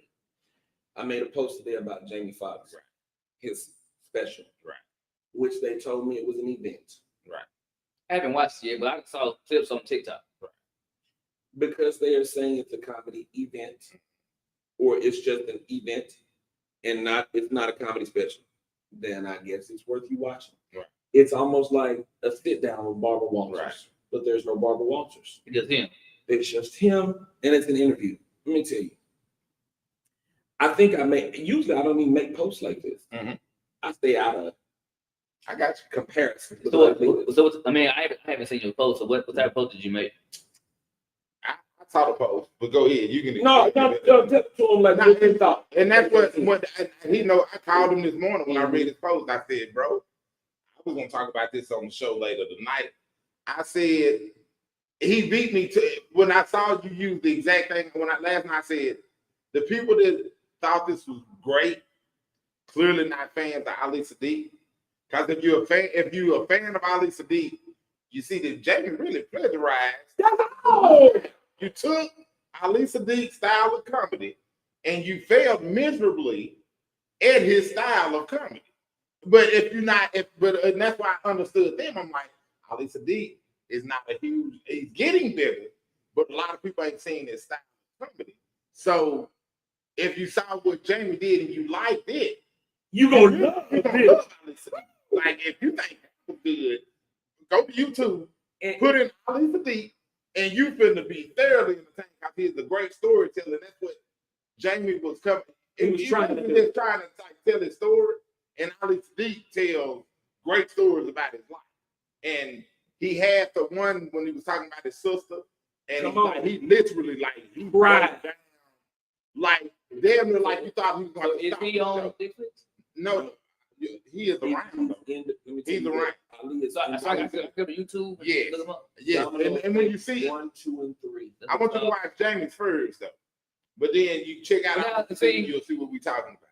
It was all the clips that I done seen on Facebook, it's all the same one. They just kind of shortened up it was longer than the other version. Right. The clip it's about him talking about he brought up God. Yeah, get it? And he brought up saying the guy got attention, he gave him that stroke. Right. So that's the only thing I don't saw. Right. And that's what I'm saying. It's not and I saw people in the stands, but in the audience, wiping tears. Right. They would touch. They wipe more than he wiped. The mother, listen, Jamie didn't cry not one time. Jamie lipped with it. Yeah. Jamie was acting the whole time. I don't know how they can't see that he did one long ass monologue. If I did this in church because it was a testimony, they say, but Derek, it was an entertaining testimony. Exactly right. Pastor would have been said, all right. So get the microphone from me.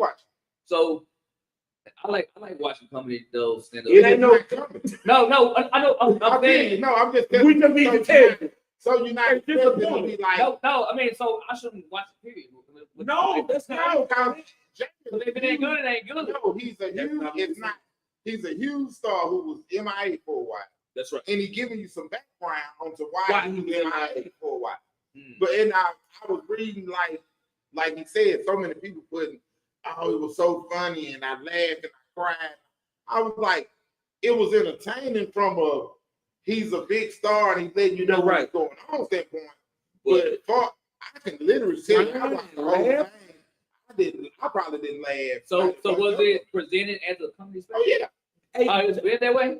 On stage, the whole no, I'm talking about like the headline on Netflix. It does say stand up show. Category. Okay, so it is. It's right. You see what I'm saying? I got you. So, but people can. I have earned. Let me say this here, because you're not gonna ever diminish who I am. I've earned the right to be able to speak on this situation, more than anybody else. Mm-hmm. A lot of people, more than 90% of the world, I have inside knowledge, and I've been in this business for over 20 years. So when I'm saying this, nothing that I said was hating on what Jamie did. Wasn't hatred. I'm looking at the amount. Look, I'm a comedy purist. That's why a lot of times I talk to Jerry about comedy. He's a comedy purist. I'll call Jerry and I'll call Nug about comedy. I talk to them too. Because they're gonna be like, no, see, I watched it. They'll put me on the people. They want to put me on Ryan Davis. Yeah. Because I know that I love comedy. So the post that I made was saying, Amen. And for comedians, fans, once they become a fan of you, boy, they'll love every damn thing you do. Exactly. So I ain't gonna lie, You can't do no wrong. like movies, I really don't like watch. I like to see somebody get shot. Like I like violence. Okay. That's why they got categories. Yeah, they got action. They got categories so you know what to. you So like the whole like what's not Jet Li? What's the deal with Jackie Chan. him when he was with Chris Smokey? I didn't like it. But this is why I like it because I want action to be action. I want It's more comedy. I don't want to see action and comedy together. I want to see comedy alone. That's fine. I Because want they to got see action rom-coms. alone. They got So I like a combination movie. I hate them. I love a combination. I want to laugh. I don't want to laugh like, damn, he got shot. Hey, listen. I don't want to see them today. Now, I'm going to tell you where my post came from. I think people, and it's really, stop being a fucking sheep. You know, I feel Jerry, they being sheep. Yeah. Because That's just the nature of the beast. People. and the We comedians, call them sheep. Cause that's what they the comedians really disappointed me more than the fans. The general public, I really don't care what they think about the special. right. Because they the general public, man. They gonna do what they do. Right. But for you fucking comedians to go, man, who started cutting onions when his daughter played the guitar? Nobody in my house. Oh, that was the daughter playing guitar? I saw that clip too. He was talking about the story. Hey, man, I get why they did it. Cause Jamie is huge. that's all. Throwing out these accolades and praises, he might throw me a bone one day. It might be a small role in this movie for me, and he might look and see that I was vouching for, that I was a fan of, that I was supporting this, that, or the third. So you know, it is what it is, man.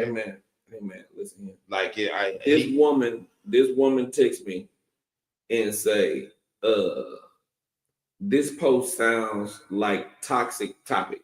Mhm. She said, telling me Derek loves, celebrates, and even in disagreeing, doesn't do so to cause insult. Mhm. Lastly, Derek ain't about to ruin his shot of being a part of a possible tour. If I can be funny, I can live because you know it's coming.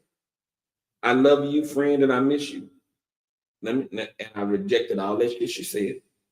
I sent it back to her. I rejected all that shit. I didn't cause insult to that man. Right. I was not insulting Jamie Foxx. So this is a random woman? No. This is somebody who I considered my friend. Mhm. You know what I'm saying? I mean that. Like, yo, and even in entertainment, like, yo, we do certain things. But for you to tell me that my post looked like it was causing insult, no. The only people I'm insulting is these motherfucking comedians who's supposed to be worth their salt. And for you to sit here and go, I cried and I laughed. Yeah, Man, I saw all the heaping of praise thrown upon Jamie Foxx because he is a star. Yeah.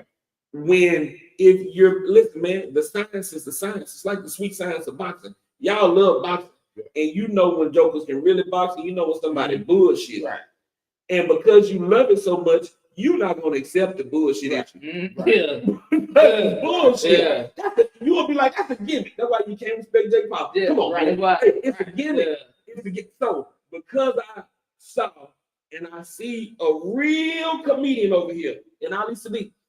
Ali's story was about tragedy too. Mm-hmm. See, it was a bad situation that he made funny. Big Brown!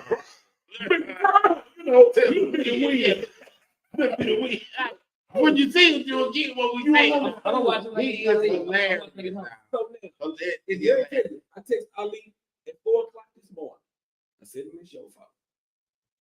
You made telling your story look so easy that Jamie Foxx thought he could do it. Mm-hmm. It's your fault. This is your fault, dog. So I'm not criticizing Jamie as much as I am looking at the other comedians going, man, y'all should be praising this comedian. And you know that I'm telling you the truth. Mm-hmm. Y'all are drooling over Jamie because it's Jamie. Jamie can do more for him. You know what? But that lady that texts you, he can do more. That reminds me of the Skip Bayless and Shannon. Kind of what you just said, you know, you in this comedian career. That's right. Me and him not. Yeah. You know all the ins and outs, so like your opinion holds more water than ours. Yeah. That's no different than when Shannon was criticizing Brady, Right. and then And Skip got offended. Skip got offended. That offended you. He's 10 times better than you. Yeah. Oh, Skip. I'm going to Skip. Like even when and said something about that. When Cam Newton said something about that. Yeah. One of those non-players had a problem with him saying something. Right. But yeah, this man was an MVP quarterback. Right. He got the cachet to Yeah. speak on that. Like, Yeah. I'm qualified to talk about Yeah. it. Like, boom. I get it. In those who are purists, which they're probably not comedy purists, they're novice. It's just they come in and out. It was an entertaining. I did say that it was an entertaining Oprah Winfrey interview. Right. Jamie could have done everything that he did in that special. He could have done it on a podcast and would have had the same effect. Right. See, Ali could have went to just Right. Like anything. Could have moved club shake. Yeah. And it would have had the same exact. He would have got. Matter of fact, I would have probably watched it. Probably been better. More of You're right. Yeah, I think so. when comedians work on specials, they don't just go, "I got a great idea," and get the camera crew together. That's what he did. It was theatrical. Jamie would be saying something and go, and just like that, and the lights would go down and check. Jamie ain't shed one tear. Right. He walked out there. I can't even make this up. Jamie Foxx walked out there. They cheering for him. Jamie walked out there and said, Really? You'll see. "Hey, no, I don't want to see that. It's like a bad. no. It was Here's good." the thing. If somebody's saying something heartfelt, I want that shit to be. I know what you mean. Nigga, yeah. Yeah. I I told don't want no show. when I talked to Derek, I said the audience even looked fake. You know, back when I actually used to watch reality shows, and you know, like when they do the reunion show, and they showed them clips of the audience, Yeah. and the audience, they like reactions was almost like over dramatic, and it was a whole bunch of that. I was like, this whole thing just And let me look, tell you what it I just told look you. weird. The whole Where it deal. comes from. He tells you the Piedmont Hospital in Atlanta, Georgia, is who helped him. It was the staff from there that was in the audience. They there to kiss your ass. They're not. It wasn't like, yo. And I believe, see, if you would have sold the tickets as comedy show tickets, people would have come to. Because dog, it's almost like you're trying to tell us, and it was so. I picked it apart, and I wouldn't have picked it apart had other comedians not been giving it so much praise. That's what irritated me. I'm not into picking nobody's shit apart. But dog, are you telling me that you watched this shit and compared it to Ali? Yeah. Because hey, look here, dog. You couldn't have, because Ali did the same thing. So if they like, he did it different. No, motherfucker, he did it like Ali and he failed. Yeah. He missed the mark. Because the Ali takes you on an emotional roller coaster too. I've done it in comedy shows, taking people on. I respect that. Where was the funny?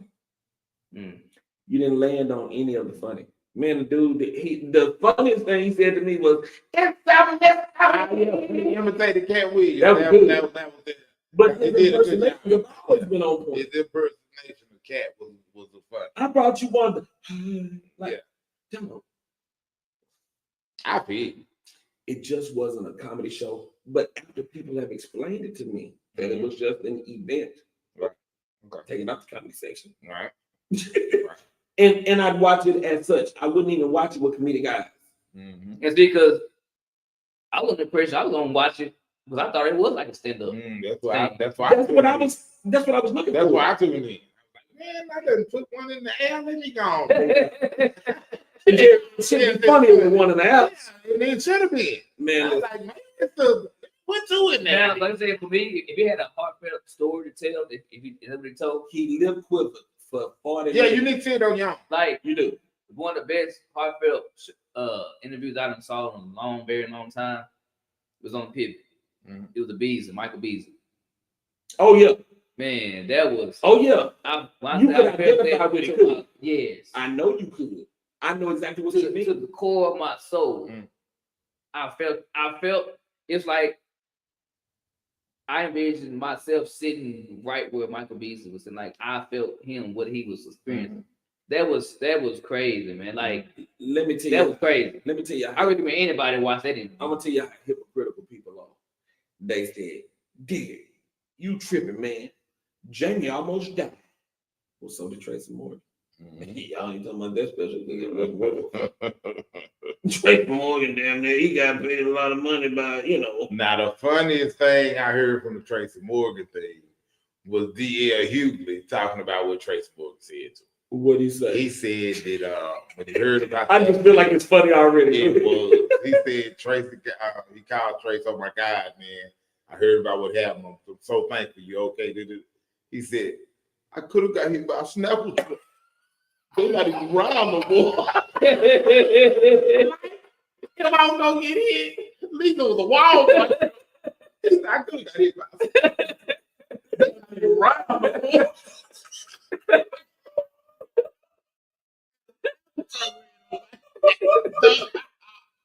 Oh man. And when DL said that, like you said, I could hear Tracy Morgan saying that.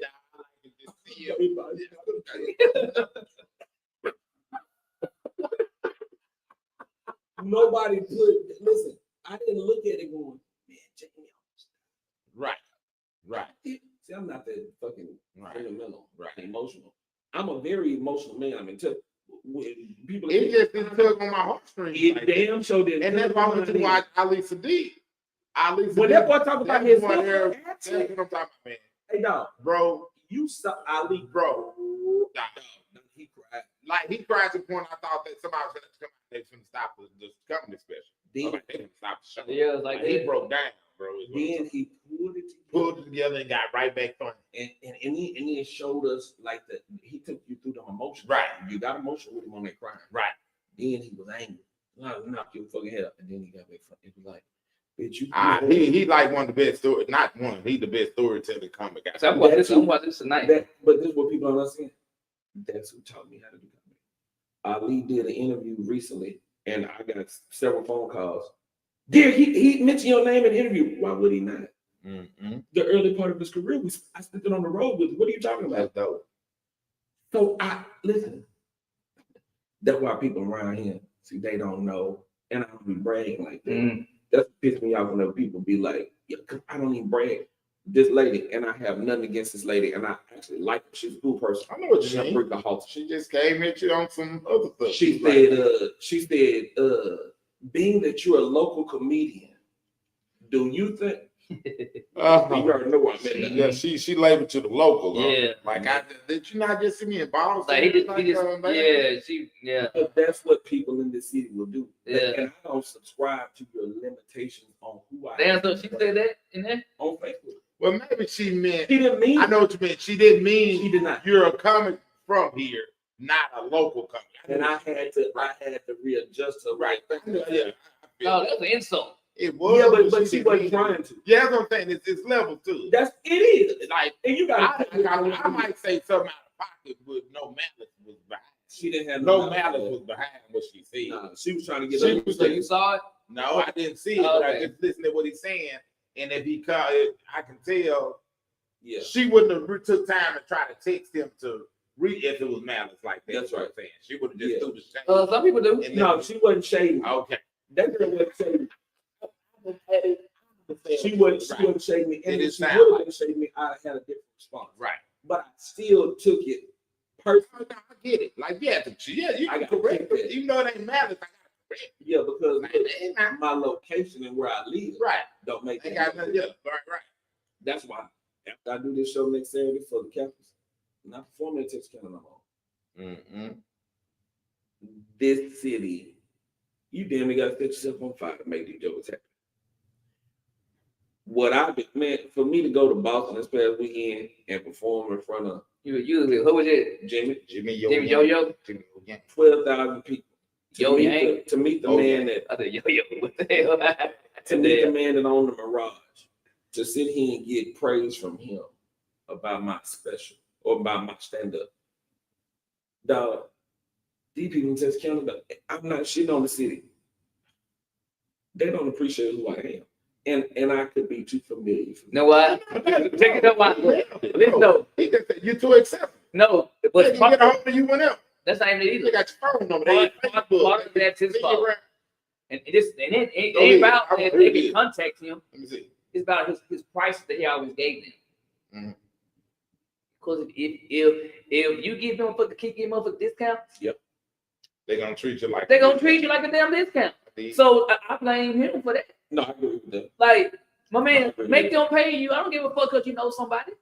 They know you. Like, make them pay you to work. Hey, let me. You want to know? And they got away with so damn long. They did.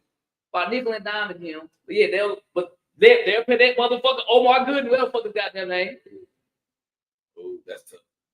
Fucking Sabrina. Yeah, that's tough. All they goddamn money. Yeah. And he ain't funny like that. No, you saying real shit. I feel. Hey, so I'm gonna tell you. That's the truth. But I'm gonna tell you, people will compliment you and insult you at the same time, and don't think you can pick up on it. There's a guy in Austin, Texas, who books me to come do his stuff because I believe in what he's doing. See, I'll do something for you if I believe in what you're doing, and I don't think you're trying to screw me. Mm-hmm. I'll do it because I believe in the furthering of my career and the furthering of the comedy mantra. I do stuff like that. And so it's not about the money all the time. Sometimes it's just, man, let me help you out. Because later on in life, you'll, help me. So this fella here, just the other day, calls me and says, Derek, you ever heard of Chocolate Sundays in LA? I said, yeah, I know about Chocolate Sundays. Well, guess what? They coming to Austin. I got it to where they coming to Austin. And I told them about you. I said, well, I've done Chocolate Sunday like 2-3 times.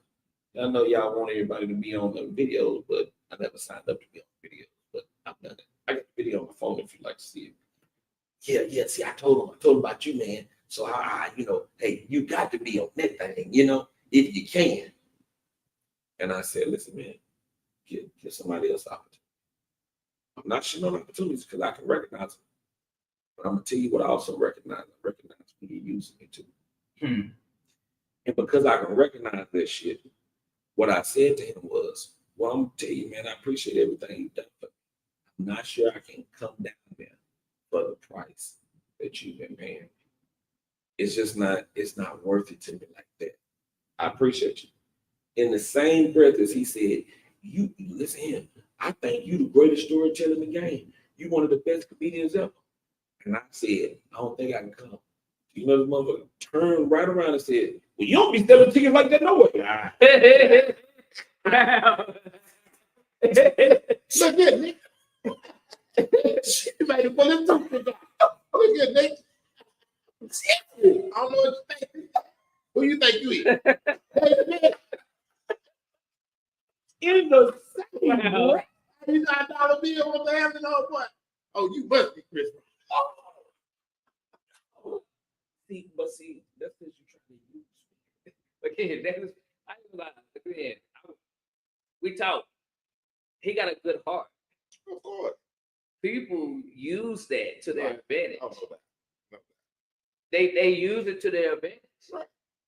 That same motherfucker that he was talking about, use that to his advantage till he can't use it anymore. Right. So now, when I started to stop people, because listen, and I take doing less jobs before I continue to take a job because you think you throwing me some peanuts.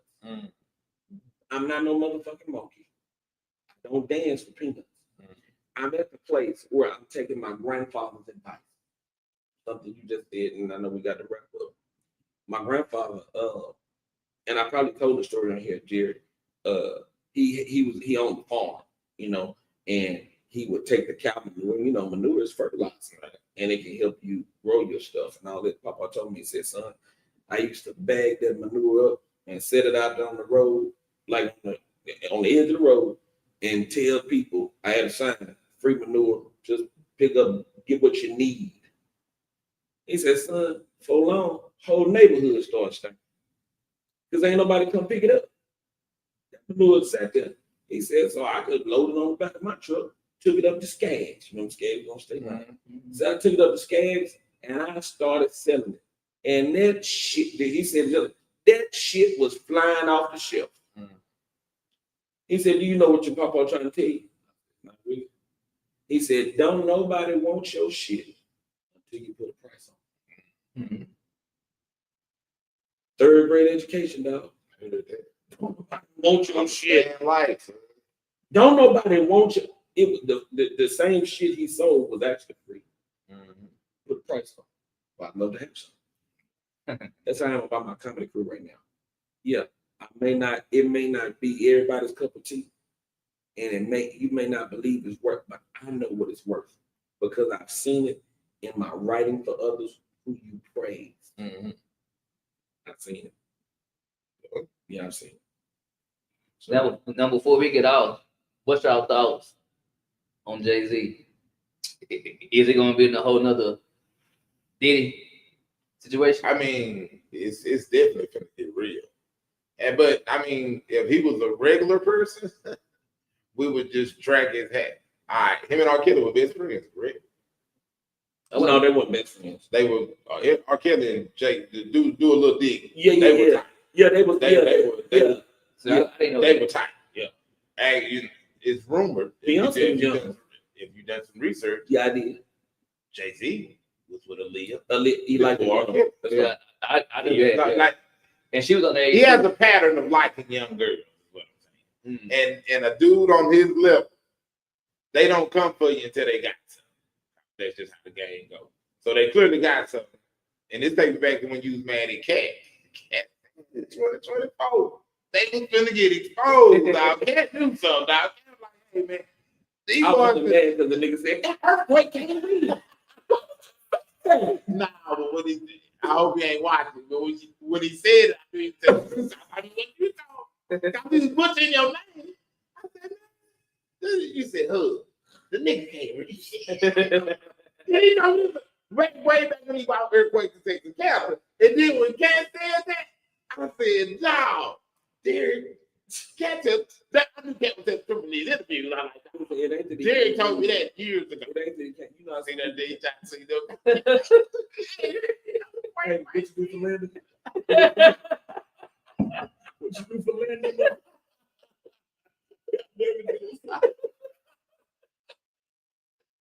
Oh, man.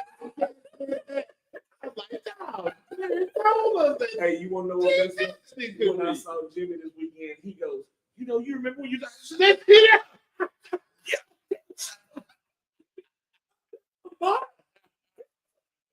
the man can't read. He can read because he do live radio. He can read a little bit. And man, some people are dyslexic. Right. I get you. The stuff get worse, get taken up on. That's all. Man, earthquake can read nothing. He funny. You know. I mean, people can read. You know, there's adults that can read on a fifth grade level. Right. Hey, I'm gonna tell you. So, is he reading like on an adult level, or is he reading on a child level? And so, You know, okay. and so, Yeah. Mr. Henry, We'll leave him alone. I think that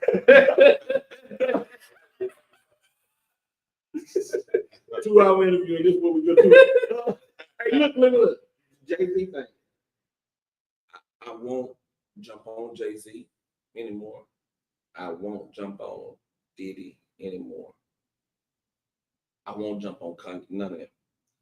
Because when black people get to a certain level, if they start talking or saying anything where they're challenging the status quo, they then get taken down. How about that? This is why I won't. I'm not saying that he's innocent. That's not what I'm talking about. You know how many guilty white men out there, and they ain't did shit to him. Totally agree. We elected a fella to lead this country. He's supposed to have a better moral compass than us, but we elected him. I ain't saying Jay-Z got a great moral compass, but if I put the two on paper, I'm pretty sure if they ain't comfortable, Jay-Z better. Mm.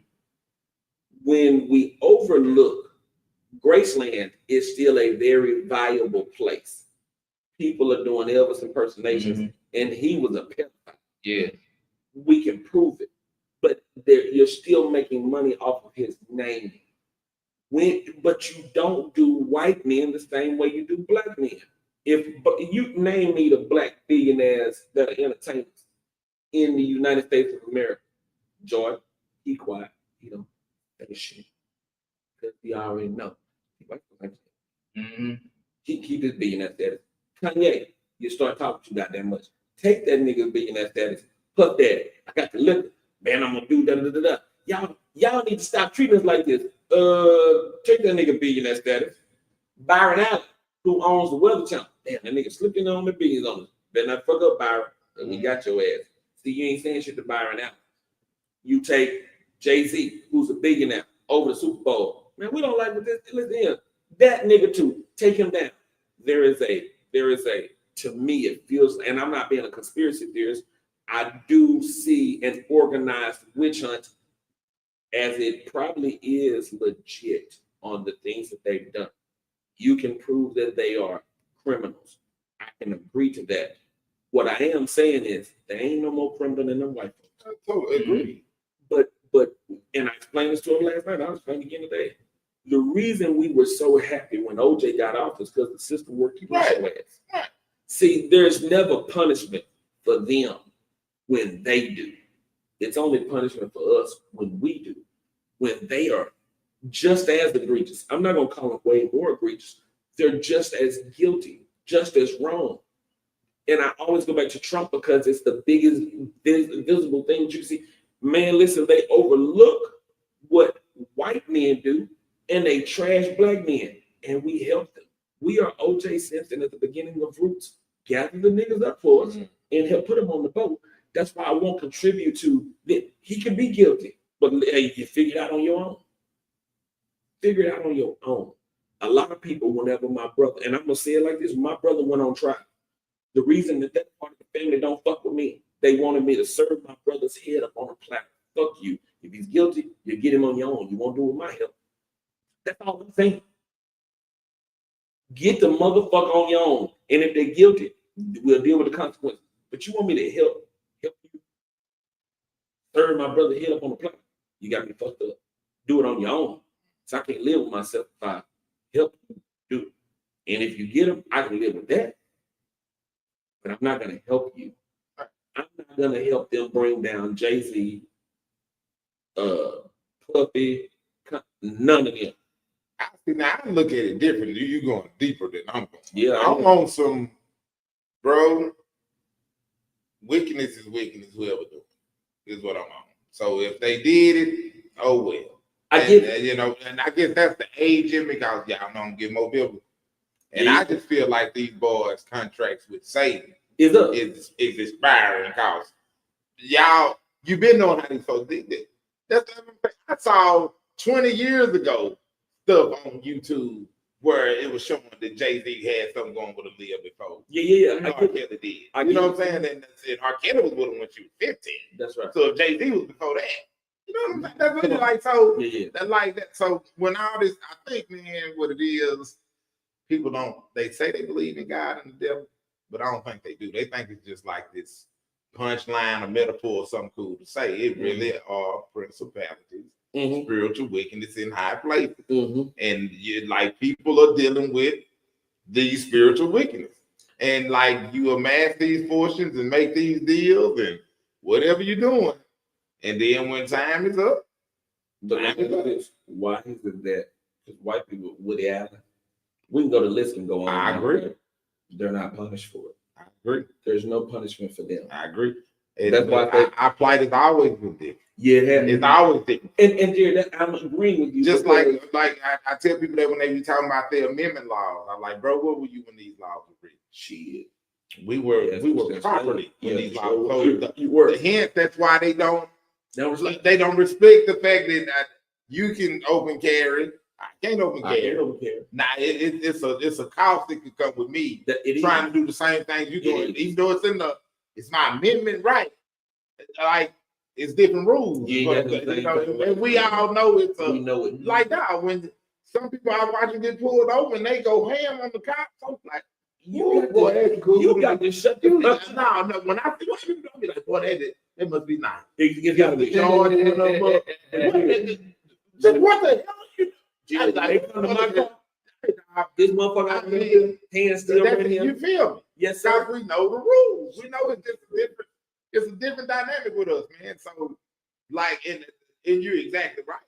He was helping the freaking 90 years old and was banging these little teenagers. I said that last night too. And you Ain't so no right. consequences for it. That's what I'm getting at, bro. You so right. Jerry. Now, if I will say this, for the old heads, y'all brought Elvis them into it. Yeah. That era, it was exactly. okay. It was to knock young girls, man. Because I'm old enough to have a grandfather that probably he was quite a bit older than my grandfather was 26 when he married my 16-year-old. There you go. That's what I'm getting at. The laws of the land were different. So that's why I think people think that I'm a pervert when I say, when did it become unpopular? There you go. And it ain't no pervert. That's just not real talk. Me and one of my homegirls literally had this conversation today. She was like, "You got 2 daughters." I'm like, "Hey man, it still don't change how the world was being run." I'm like, "Nah." And I like the only bad part biblically, I had to go biblical. Biblically, the only thing you doing wrong is if you out there just trying to knock a bunch of different young girls down. But if you like really just want a young woman to bear some children for you, man, and you would have go to that, you go to her family. Like biblically, you ain't doing nothing wrong. Land and a cat. I can take care of that part. Let's take it even from biblical. That movie about the black women, the warriors. I didn't see you trying to Woman King. Yeah. Did you see it? Mm-hmm. I didn't see it. But that man sent his daughter over that like she wanted to listen to the men. She like, that man ain't touching me. This is the way. That's what I'm saying. That's what I'm getting. Matter of fact, hell, it's crazy y'all talking about that. I think it was this morning or yesterday. Mm-hmm. It showed like the countries with the age of consent. Mm-hmm. And of course, the United States was 18, Canada was 17, but there are some countries. Yes. Dude, lowest one was 10 years old. Yes. 10. Yes. That's fucking crazy. Well, let me tell you why. Like biblically, I think once they period. They period. That's all I was going to go through here. A woman but as a man, but as a man though. Oh, I totally agree. Well, I agree with you. We agree because we living in that's our time. Yeah, but back in the day, I get what you're saying. Listen here. And the moral compass, again, I say these things, the moral compass of people is off. We got strip clubs. They don't hire old bitches. They hire them straight out of high school. Yeah, you know, I see that 32 twerk. Hey man, who mama is this? You need to be twerking your man in private. She's 35, right, and she's too old. Yeah. This old ass lady out here. Bring on the 20-year-old. Exactly. Yeah, right. Then nobody see it. Take it out, but you know, men get like a bad rap as they should when they deal with they become pedophiles when they deal with a younger. Why do women get a pass? That's because we're not the same, and I'm glad that now see that we should have started with because that's a whole there are a bunch of other celebrities as women that done had a young boy. Yeah, that's what I'm getting. It's accepted, man. Even when you see these teachers, right? Totally agree. These women teachers, right? That sleep with these young boys. Yeah. Some of them two at a time. She doesn't if it was a male. Some of them 2 at a time. Now imagine I totally agree. Imagine a 27-year-old and a 26-year-old man teacher doing having their way with a 15-year-old girl. Prime example. Like that, you feel me? Under the J. No, you hear stories about guys right going to go shoot the person that actually assaulted their child. Right. Yeah. But you never hear about somebody going to shoot a woman. That's the difference, but that difference that they claimed it shouldn't be there. That's one of the advantages when it's there and they're glad about it. We've been like this, but it's been like this. It has. Think about whenever you were growing up, a woman could look at you in front of your parents and go, "That's my little boyfriend." Mm-hmm. Yep, and it was okay. Right. Yeah. But let me look at his daughter. That's my little girlfriend. Yeah. Yeah. Yeah, you know what? Do it. Yeah, right. Exactly. because they didn't think that Right. the way it is. Right. I ain't saying it's right, but trust me, Right. my love for older women came. Right. I guess it is different because if I had I got boys. Mm-hmm. If one of my boys that they were younger would have knocked one of the teachers down, You'd have been proud of me. What? Low key, like low key. Yeah. That if something she was fine. I ain't lie, it would've been for me, it would have been low key. I was like, Yeah. well, this is my damn daughter. I'm Yeah. shooting up There everything. you go. And that's it. But And everybody can relate. So Yeah. what you just said now. Everybody feel you, man. That should. That's it. That's the thing. And I tell people that's back on where you get some women's attention when you put it in that scenario. Be like, so you really feel like that? Yeah. I said, okay, you got a boy and a daughter, right? Yeah. Okay. Let's find out that your boy went out to a party, had a few drinks, he met with 2 girls at the same time. Shh. Now, let's find out your daughter got drunk at the party and met with 2 boys. now it's rape. Which one gonna upset you more? Well, when you put it like that, and that's what I was saying. It's a difference. It is a difference. People don't like to acknowledge. They don't want to acknowledge that it is, but They they don't because It's different. they want you to agree with it. No, Yeah, like, no, we not the same. No. Again, that's what I tell them. They got domestic violence laws. For a reason. And it don't be for the woman. Yeah, for her. It's for Yeah, him. it's just so he don't smack you upside the head. Not the other way around. Man, people have watched and shared when women. It's hilarious too. It is. And I leave the same comment every time. It's funny now. Like, all we gotta do is change the whole role verse. This man in him, yeah, he cheat. He in there with this other chick. Okay. You walk in, you grab the drink, throw it in him. He have to duck it. Yeah. You swinging on him, boom, boom. Yeah. I say same situation. A man walk in and catches a woman in a bar He's cheat. charging Oh no. It damn sure ain't gonna be shared in comedy going down. Hey man, just leave it if that's how you feel, man. Ain't no need to be great. Ain't no need. It ain't for no woman. Girl, whoop his ass, girl. And people will stop you from stopping her. Right. Hey, she Right. shouldn't be there. No, he shouldn't have done That's it it. to her. That's it. That part right there. And I love the ones where they let this chick be turned up on 10. Ain't nobody said nothing. Everybody record. They can't say She in nothing. his face. She smacking the boo. And time he hit her with the Buddhist palm. Now everybody. So now everybody ready to step in. Now you won't step Ain't nobody stepped in. For 10 Why didn't minutes you when his protect help me? went over acting a fool. Ain't nobody trying to step in. But he finally getting her up off of him. Basically, he just got off of him aggressive. That's all. Like he shoved her to the point she went They know because and now everybody in the panic. if a man shove a woman, Oh yeah. what's up, Say son? that so. When he pissed off Hey, of no, it look like this shit on Mortal Kombat. If he should, no, but now y'all want to stop it. yeah, that's what I'm on, man. Trey, you had every opportunity to squash this thing, but that's where That's the way of the world, man, and it's sad. That's the way of the world. Cause see, I don't be laughing at that shit. I don't laugh at it when a woman do it to a man. I don't either because it's not funny. Listen, I watched a video recently where it was one man standing outside the grocery store. I don't know if y'all seen it, and about 4 studs come over there and whooping on it. I saw that. Mm-hmm. You know what I'm talking about? I saw that. Done. And the only person that he was hitting on was the man. I ain't gonna lie. I don't believe in hitting women. But in that, That's like a woman. Mhm. If you a stud and you wanna be a man, put your damn hands You up. identify. Knock your ass out. hey, here's the thing. Now I will hit a stud. I ain't gonna lie. But I will because you want to be a man. If you wearing a flannel shirt, they got Matilda. Like, also, but if you was a woman, I won't touch it. Right. But if you was a woman that's portraying to be a man, she fair game. I heard that. She, I would rock to the soul. I don't even want to hit them because I still know they went, but I feel. I ain't gonna lie, I ain't gonna lie, that's the only type. Don't. And my thing is, don't hit me though. I been slapped in public by a woman. Free. Man, that was my girlfriend in high school. We was slapping in public. Man, and I'm gonna tell you, this is why I don't really like the holidays like this.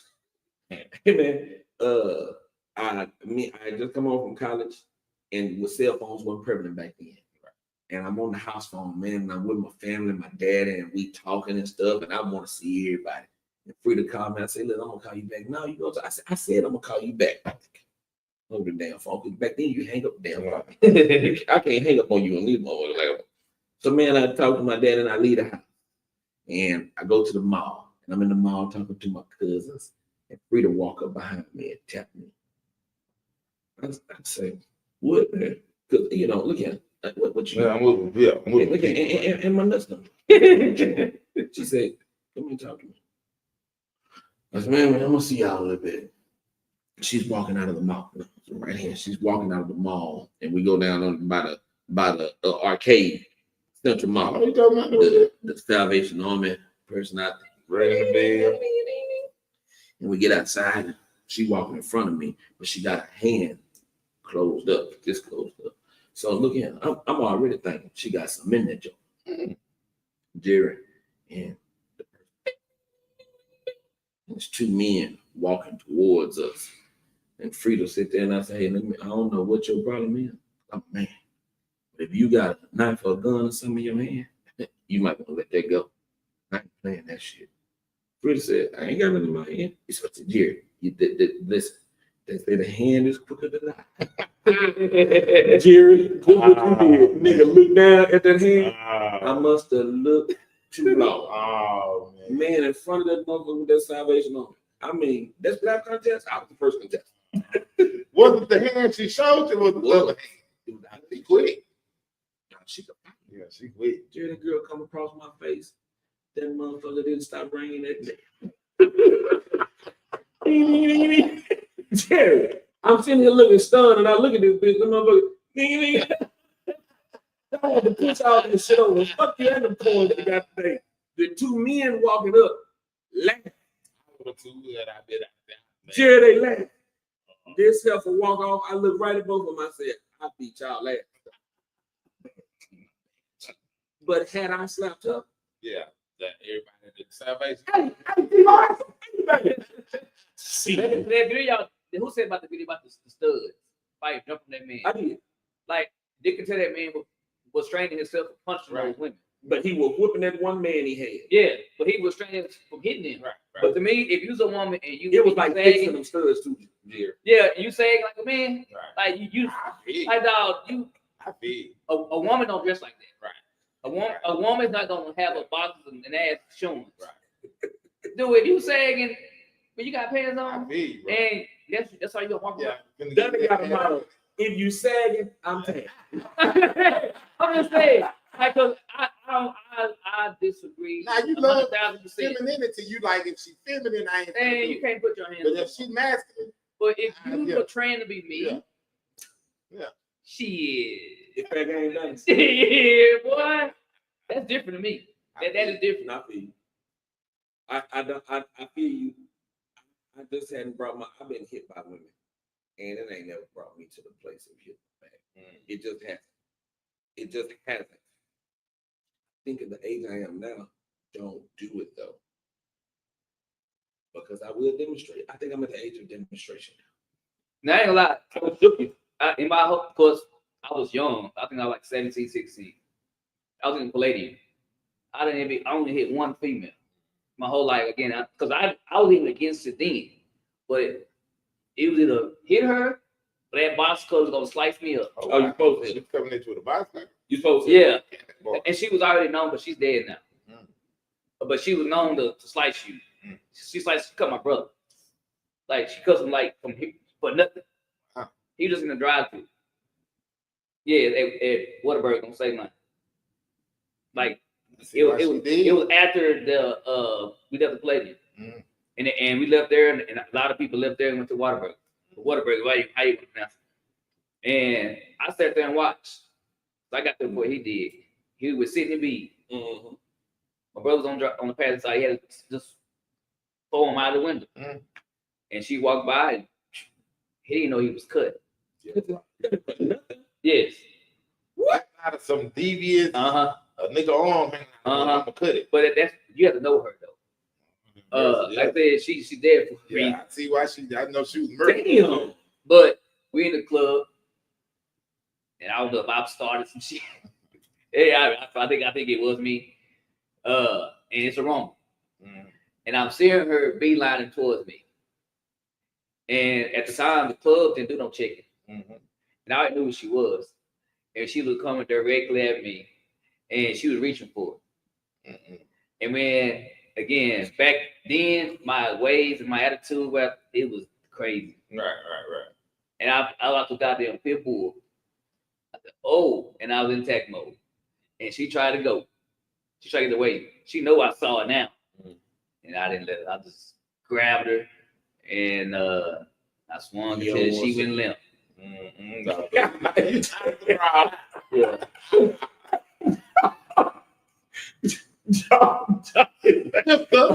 I want to. Hey, Milk, I don't believe it is. Yeah. I better beat one of them. That was Beat one of them. but I don't normally do that shit like that.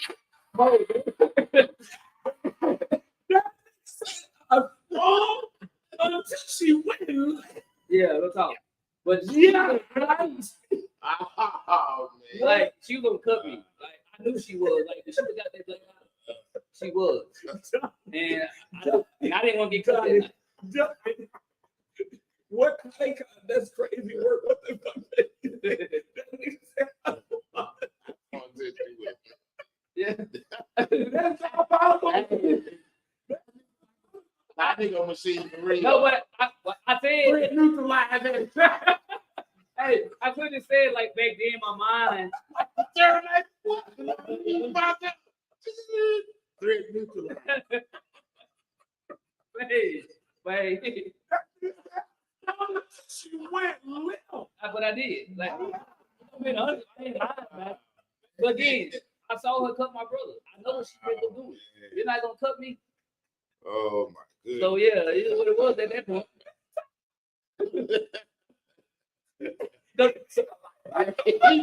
Now, check it out.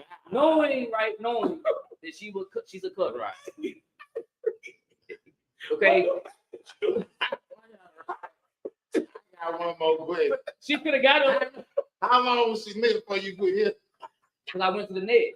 Nah, how long was it? How many niggas did you give after you noticed when she wasn't moving over? Hey, what the hell?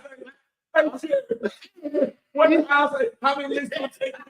A one, a two, a three. I mean, that was I paid for you. I paid for you, fool. on the club. No, because it was a bunch. Yeah. It You was, thought I was trying to be funny. And I was, but I was being free. I'm telling you, he probably had quit moving a while. Like pro blows earlier. y'all never like that before? Okay, well I Boy, I got tears in my eyes.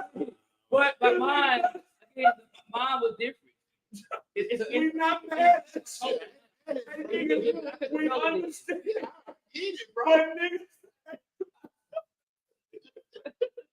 Like nigga, Yeah, my boy, boy. nigga. Boy. It probably don't blow. Yeah. He gave Oh, blow. I did. Came through, you were holding her head. I was like, holding her hair. And see her eyes were closed. You know how they like taking a hard breath. I mean, and I don't know how long she laid And there. then you were scared with it. No. You weren't scared? Hell no. I was out of it. At all. Scared that I did do somebody they Not because I went to the next. Like it was like a brawl, so I went to the next person. I told like I was like a pit bull that night. So no, I didn't feel Tell anything. me for her. again. You beat her to a week. So you bought the bottle of butter. That nigga said, I ain't never heard no shit. I mean, if you know somebody like she cut my brother like from like a whole 6 inches or longer.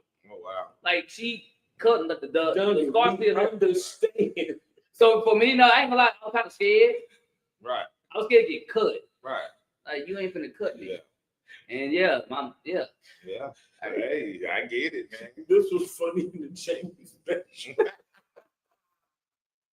I was just saying. That was the only time I ever put my hands on a woman. I was scared she'd be cooking. No one, because I know that's what she do. That's some diabolical work, man. It is, bro. Boy, that's diabolical work, boy. But then we gonna get. I feel you. But you diabolical. Hey, where you gonna be at the weekend? You gonna be somewhere? Shreveport. Baby. That's That's where you got. the comedy lounge this Saturday night. I thought you were gonna be at the Capitol thing. No, that's next Saturday. Oh, okay. So I got Shreveport this Saturday. Next Wednesday, I got Dallas. The Arlington Improv, I believe. And then the next Saturday, it is Texarkana for the Kappa deal. The week after that, 2 days after Christmas, I'll be in Chicago, and then I'll be in Houston. So we're working over here, man. Thank God for all that he's done for me. Appreciate you. So you got anything to say before I hit this in, buddy? Nah, man. Actually, next time when we in here, I'm gonna have to give Travis Hunting an apology. I did not know they were high school sweethearts. I thought she came along, come late. You remember what I was saying? So I actually No, because guess what? In high school, he was just a Travis Hunter he is now that he wasn't. Yeah, but still. I feel that she like, hey, if I deal with your little ugly predator looking ass, not gonna be like, But people let you on in high school. they do. Hey, but People let you on in high school. But she's yeah, but I agree. That's what I. Because the court, I just ain't found one that bit. out before we came in here. the I court was is like, not oh, I going didn't know to that he was gets high school sweetheart. That changed everything for me right there. And that boy loved that girl.